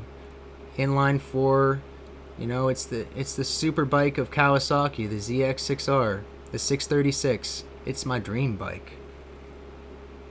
You know? I don't even think it needs a tune at this point because of how damn fast it is. I haven't even felt its top speed, and I haven't even been full throttle on the thing. Even at the highest of gears, I still haven't been at top speed. And when I got my old bike, I would take it up to the highway and do the same thing this kid did. I'd do a full speed run. And now I just don't feel the need to. It's like I'm finally growing up. I'm going to be 29 here on June 22nd. Almost 30. A lot of wisdom coming out of me, even from like a younger standpoint. I really somehow picked it up. I don't know where it came from, where my wise years came from. I'm still witnessing them happen. I feel like I'm getting better as time goes on sometimes, but you never know. You work the mind too much, and next thing you know, it's really a thing that you really long for and want back. Can really change the course of how you think sometimes, and not for the better or for the better, you know. And I've done both. I've reverted back to certain states, and I have personally moved forward and taken the high road like many times, just to try to get myself where I need to be, you know, in life. Mentally as well. I think that a lot of it came from, like, you know, just listening to people. I've realized it recently, but when old people are around me talking, I don't talk that much. I will reply with them, and I will say anything, you know, but for the most part, I'm sitting there listening to their stories. Like my pap, for instance. My pap is just one of those people out of many that I will just sit there and listen to and listen to and listen to, because everything that he has is history coming out of his mouth. Even the stories that he's telling that he thinks are like regular, I want to hear that, you know? It's one of them things I gotta do more to see my pap before he goes. He's really been hurting lately with something in his stomach. It's really bad. I think it's an aneurysm. Yeah, it's an actual aneurysm. But I believe it could be in your neck, or I think that's the right one I'm thinking of. It could be in your neck or your stomach, and yeah, it's one of those things that you don't know what you got until it's gone, and grandparents are one of them, I think. Because, like, no matter how much you go over for the holidays or how many days you spend, there could always be one more. I've been thinking about that lately, you know. Getting down there and seeing my pap and just checking out some old Lincolns with him, because he really likes pennies. I love pennies, too. He's got some really nice brand new ones that he separates into a container, and I'd like to look through that one day. I've been waiting for him to get his operation, but at this point in time, I think I'd probably do him better justice. At first I thought, oh man, I'm not going to be able to go there and not think about what he's dealing with. But I got so far out of that at this point, I really just want to go down and spend as many days with him as I can. We filled up pretty much an entire book, almost, except for the super rare ones. We were finding Lincolns for weeks, and then all of a sudden I just kind of had a break from it. It's been a minute. Little things like that you can't take for granted because they're just not going to be there that long. I admit that. Bringing it to light and speaking it is really the first way to change it, though. That's what I've learned. If you want to change something, just start talking about it. Let it bother you if you really want it to be changed enough. You know, even if it's minor things like this I'm talking about, like spending more time with your grandparents or whatever, you know, or somebody that you long to have more time with. Because there's always going to be another day by yourself, I guess. That's the way I'm starting to think. There's always going to be one more day on my own. and one less day with family around. And as they get closer and closer, I can only imagine how much it actually hurts, just sitting here vocalizing it really. But I'm hitting 30 and my dad's getting really old, and parents are getting older, and thinking about grandparents like that, and then you realize, oh, it's going to be your dad and your mom too. Definitely plan to stay financially independent, that's for sure. And I pray that one day, long in the future, this channel is really where it needs to be for me to truly just make videos for everyone, and we'll get her past 3,000 to 5,000. It just gotta happen within a decade or so, I would say. 3 to 5, 6, we'll crawl to 10. And the giveaways are helping because each time the increment goes up a little bit for how many people we've got. I'm a caretaker of my father, and he is old and has Agent Orange. Oh my god, yeah, that was my ex-girlfriend's pap that had Agent Orange. He got sprayed with it. Would barely ever talk about it, too. I spent time with him well before. Exactly. Yep. And you know what? I mean, they're different, but God bless them, seriously, because my pap is seriously his own person. No one like him, and I'm sure no one's like yours, Nobody in this world is like them. Especially the older generation. That's another thing to think about in its own self, because, the way my pap talks, I speak a little bit like that, but as the generations go down, no one's going to speak like that. No one's going to say words like that.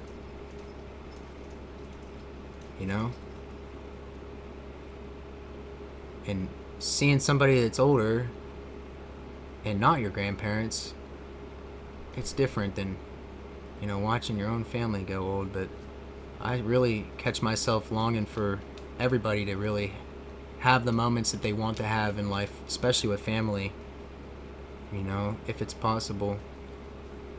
It's one of those things that you don't really think about until it's way too late. I would think, at least. Most people just kind of put that in the back of their head. They don't want to think about it, But it really helps to think about it, because then you really can appreciate the better things or the good things in life like that while they're here. I like to think that, me personally, I appreciate almost everything to the fullest. Even the smallest moments, like with my dog. That's why I've been uploading more of her to shorts lately, and even some videos in the future, because when you really don't realize it. Someone was talking about that at dinner earlier at the horse race. They said how you just don't realize it, but you need to take videos of things that you want to see when they're going to be gone. Because it's the only thing that's like a time capsule. That's why YouTube's so important. It's a basic time capsule. Anytime you go vintage and you go back into the older accounts, it's amazing. Physically a time capsule. Some people only upload old VHS. It's like there's so many niche avenues. I even have the old internet thing where I'm just using Wibby. It's so cool though. Each video has 4 or 5 different articles from the past that no one's ever gonna find, really. And I hit surprise me 4 times and make a video, and that is an old internet video. I've recently realized that there are a lot of channels doing that. Absolutely a lot. Silent. Yeah, exactly. They don't talk much, man. They worked hard. Our grandparents and everything, man, really worked their butts off, man. And at the same time, conditions weren't good back then, and nothing was really good. It was all kind of a toss-up, really. You could lie your way into a job back then. You could lie your way into being manager back then. The paperwork, it wasn't there. Cameras weren't there. Internet wasn't there. You could do anything. I mean, it's fascinating to think about how much the world has changed over a period of 30 years. I mean, some people would call it a full-blown surveillance state, but it had to happen, I guess. There's only one way for it to go, and that's with cameras. A lot of people were definitely afraid of that in the early 2000s, like freaking out. And my mom's still kind of like, iffy about certain things and not wanting to like update her phone. I remember one time I was sitting there and I was like, Mom, you gotta update your phone. Like, you gotta turn this off. Whatever you got on there, turn that off and just start accepting the updates. She didn't want to update her phone because she was afraid that it would take it out of how people used to hold on to flip phones and stuff. My parents were one of them. They used to hold on to flip phones, and they said, I'm never getting a smartphone, ever. And then as soon as Verizon said, well, we're going to take flip phones away, so you have to get a smartphone. You could still get a smartphone, but you actually have to pay more now, essentially, to have a older phone. Like, it's a special deal just for you to get a damn smartphone. Or a flip phone. But nowadays, yeah, it's like, I remember when people were actually fighting to not use the technology that we were given. And like I said, my mom's still getting over that to the point where she's asking me like why her phone ain't working, and I'm like, well, you haven't updated in like 3 years, that's why. Update it, please. I told her, I was like, I just stopped caring if they look at anything. They can't look at all of us all at once. They have access to it, but they couldn't do all that work all at once. Not possibly. And so I stopped worrying about my internet footprint and everything, and I just figured I'd make it as wide as possible. Even with this channel, I mean, the way I watch videos is just, I got premium and I don't have ads, so I can just go and watch endless amounts of content. And I realized it when I bought premium. I'm like, man, I'm watching way too many ads. Like, for real, I can't watch this many ads, you know what I mean? And at the same time, premium still pays a CPM, I believe, or to creators, I believe. If someone is on premium and they're getting ad-free watching, it still benefits like YouTube and the creator, I believe, which is pretty cool. So it really doesn't matter if people are watching ads or not watching ads. It's still giving YouTube a large amount of income. And man, the old days of eating dinner at the table and being proper, getting up before sunrise, getting the kids ready for school. I'm serious, dude. Walking them to church or walking them to school is such an old-fashioned thing at this point. It's like people can't even fathom. My mom used to talk about how when the winters were really bad, how she would literally walk to like school with like 2 feet of snow going, 3 feet of snow going. There was no end to what you were expected to do as a younger kid in like the early days. I mean, if you were needed, you were needed. I mean, you could be installing asbestos and you were needed. You didn't even know asbestos was bad then. It's like little things like that we got it made, but we did accept some type of loss as well. Like, for instance, people were so social back then. They were amazingly social to the point where they are completely the opposite now, damn near. You see people being social sometimes. It's fun in public when people actually start having a conversation and truly get to enjoy it. But for the most part, we're all really avoiding eye contact with most people and just like getting through our lives rather than, being as social as possible.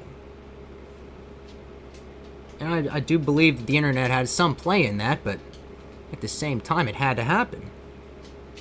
There was only one way for it to go, And we're truly just seeing, the repercussions from even the smallest bit of AI at this point. I mean, I just seen somebody, apparently in Australia, who used AI in like one day to create the poster for their Willy Wonka experience. And I don't know if you guys heard of this. It just made news like a few days ago. This guy used AI. He says that he fed it information and that it jumbled it or whatever, but it's really all AI generated, everything. And when they got there, it was an empty car warehouse with like a couple things and no candy. And the only Oompa Loompa that was there was this really pretty girl, and they had her giving out jelly beans, and literally she got to the point where she ran out of jelly beans and was giving kids one jelly bean in their hand. And this was all done because of AI. It sold thousands of tickets. They called the cops and shut the place down in 2 hours of being open. I mean, it was that bad. Yes! Craig, you really brought me back to that thought. Thank you. I was really trying to get there. I'm so sorry about that. I lost that. Yeah, how far people walked. And they will talk about it too. Like, I just walked this long, you know? And it was terrible. And you kids got it so made you don't even know it. And I've heard that a lot. Yup. If I had to walk in the winter, I would have. If school was in town, I might have walked. You know?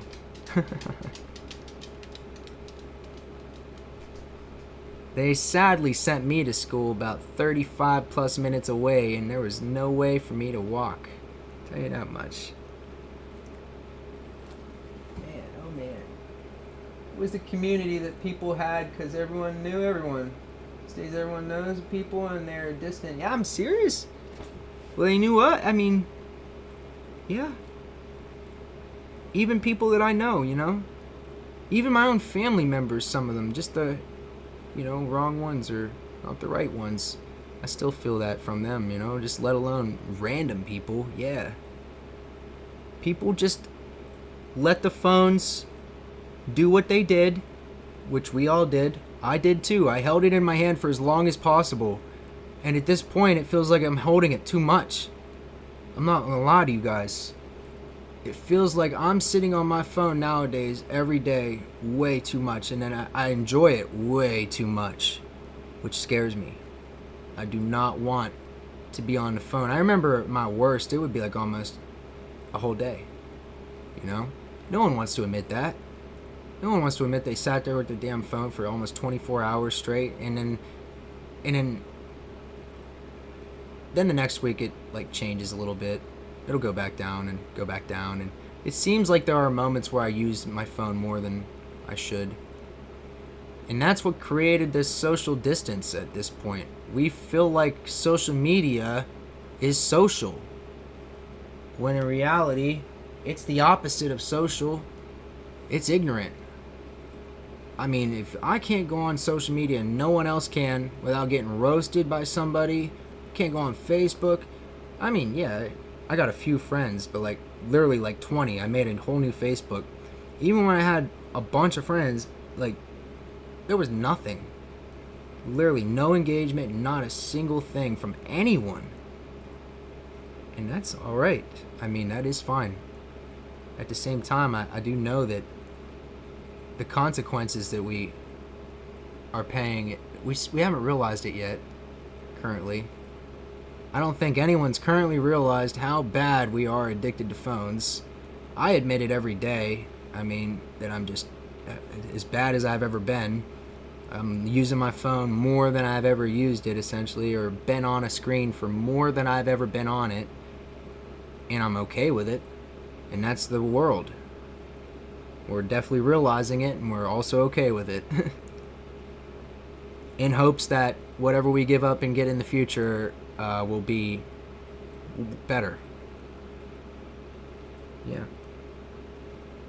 I don't really know if it's going to get any better, to be honest. I do know that technology is going to get wilder. It's like phones will look a bit different eventually and have a lot of features, probably really confusing. Anything after what we have now, and it's probably going to be pretty confusing to like get out of jail and just pick it straight up. Imagine like 30 years in jail and you get out and everything's changed so dramatically. That's happened to like a lot of people, where they either get out in the 90s or like the 2000s and they're like, whoa, flip phones? And now like, imagine if that didn't happen to somebody and they've been in jail all that time, where the flip phones and even the smartphones, and now the only way they know phones exist is because the prisoners are flashing them around. I mean, back then, like, you really didn't know, and then you got out and everybody, the whole world around you changed. I just can't imagine how that feels. It's got to be a pretty insane feeling. Yeah, it's different. I don't know. We went through so many topics, probably over 100. literally in this live stream. 3 hours and 20 minutes. That's like my aim time is like 3 to 4 hours, you know. There will be times where we literally just sit here for like 5, 6, 7 hours, you know, just BSing through the middle of the night type stuff usually.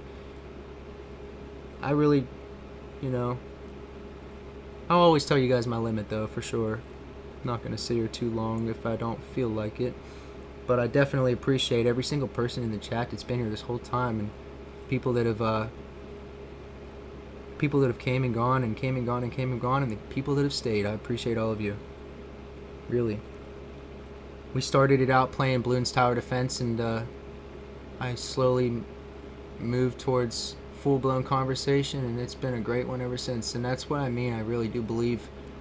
I believe that with the people that we're, you know, gaining, and the people that we already have, like Craig, Joseph, all y'all, like, you know, everybody.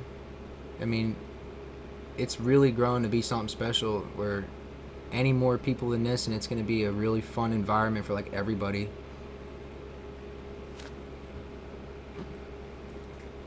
Thank you, Craig. I'm glad you're here too, man. Social media is a high school 3.0. Seriously, it's a clout contest. And seriously, it began to pay some people, so now they are above everyone else. Anyone who's already making money now feels like they own a massive business, even if it's just one channel or whatever. They own a media company, and now they're like hiring talent and everything and all that. It just changes everything, really, when you get to be that big, to the point where like there's like so many people making decisions, it's not even you.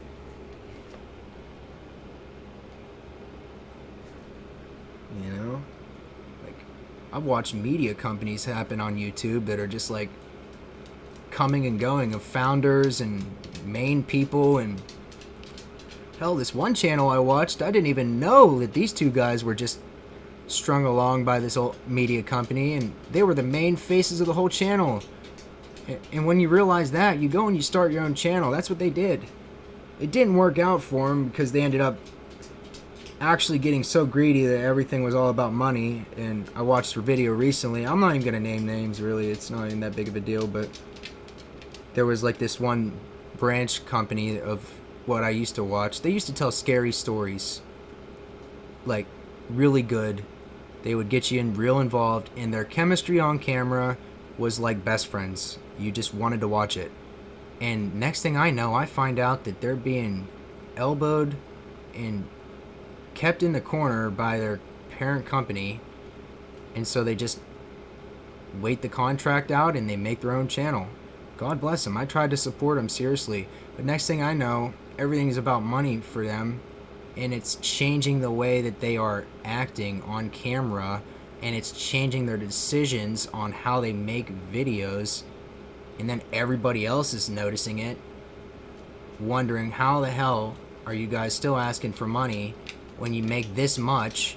You know, like this is the type of company that sells merchandise, sells you the membership, sells you the Patreon, sells you everything that you could possibly be sold, and then still comes up with a way to sell you something else. And that's what this one video is about, was that this company, well, we'll call them a company now, they were two guys, turned into a company. And it's sad because the last time that I watched them, it was not this way. It wasn't obvious. It was not this way. They had just started this one channel, and they were getting big, like over 100,000, and they just started to make like, they just started to run ads, and they just started everything, really. And then all of a sudden, now I go back and I see people writing like crazy videos on them, how they are so blinded by the money that they're already making, and they're still asking for more in different ways, like saying they're like creating something or offering something different and charging for it. Yeah, it's really odd, and it could happen to really a lot of people, but you know, I really I'm pretty sure I'm the type of person that if you gave me Bill Gates type of money, or even in anywhere close, you give me anywhere close to that man's type of money, and I will change I will change a part of the world probably. So many people's lives that it wouldn't even made sense for me to get the money in the first place, you know? I'd be that Willy Wonka with it, you know? At a certain point, it probably just feels amazing to change everybody's life, but that's probably why they don't do it, because it's just like, if you can do it, why don't you do it all the time, you know?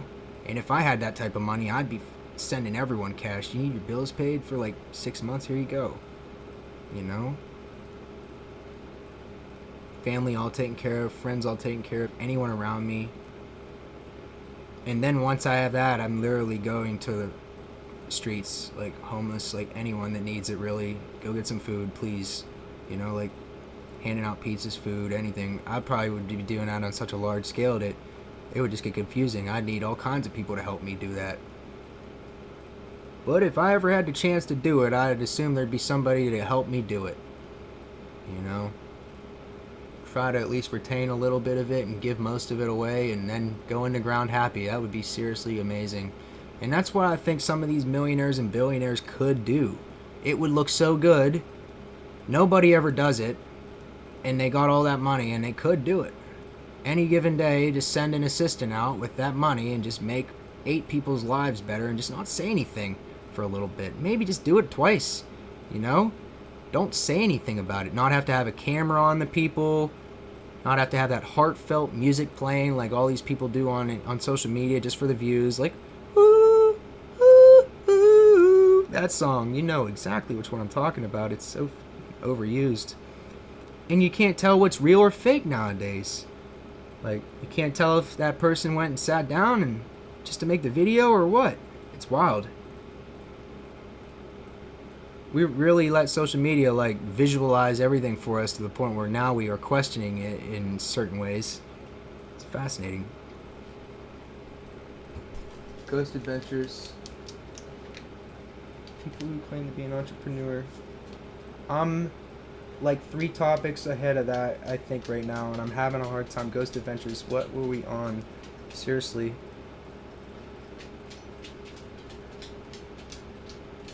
I can't remember what sparked that.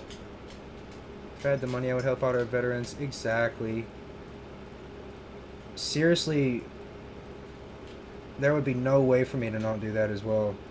I mean, the fact of the matter is, the fact that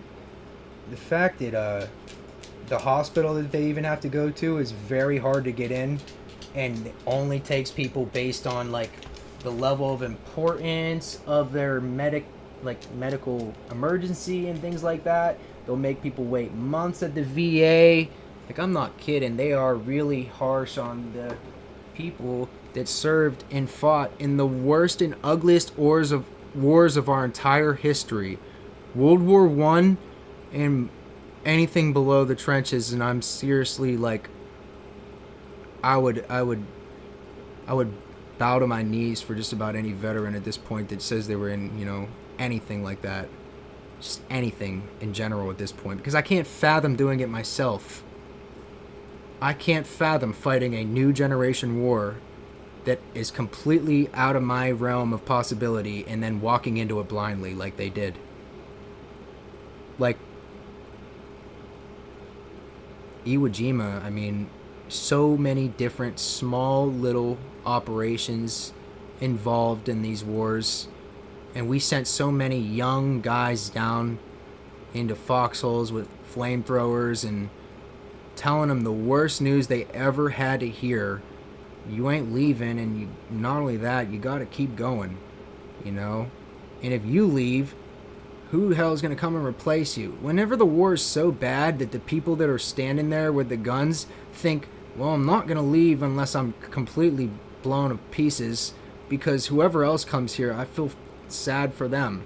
That's really why some people stayed in the worst wars, because they knew they were already there, let alone what they were dealing with to get out of there. I know people, I've been watching videos of people that literally like had the chance to fly home and just stayed there fighting and still made it home. Legends. And you know what? Those people are having problems even to the end of their life. getting medical, getting things taken care of, paid for, and that's a shame. The fact that somebody can go and fight a war like that and still come home and financially have issues. And then the mental struggle. Let's not even talk about that. We're just talking about financial on top of their burdens. It's too much. We need to have a better plan in place. Yes, sir, Craig. Me too, brother. I really hope that you have a great night, man. Me too, man. It's getting super late, honestly. We're at like 3.5 hours, and I really appreciate all three of you that stick around, man. Seriously, I really, really appreciate all of you. We're going to be going live much more often, honestly, just for fun and to open roles. And I'm going to go live at certain places. I'll pop up at waterfalls and all kinds of places. Just, it's summertime here, and I can just randomly, come up with an idea to go hit the woods or something like that and show you guys something or look for something, We're going to be looking for that mine up there here really soon. I really appreciate all of you, and I hope you all have a great night tonight.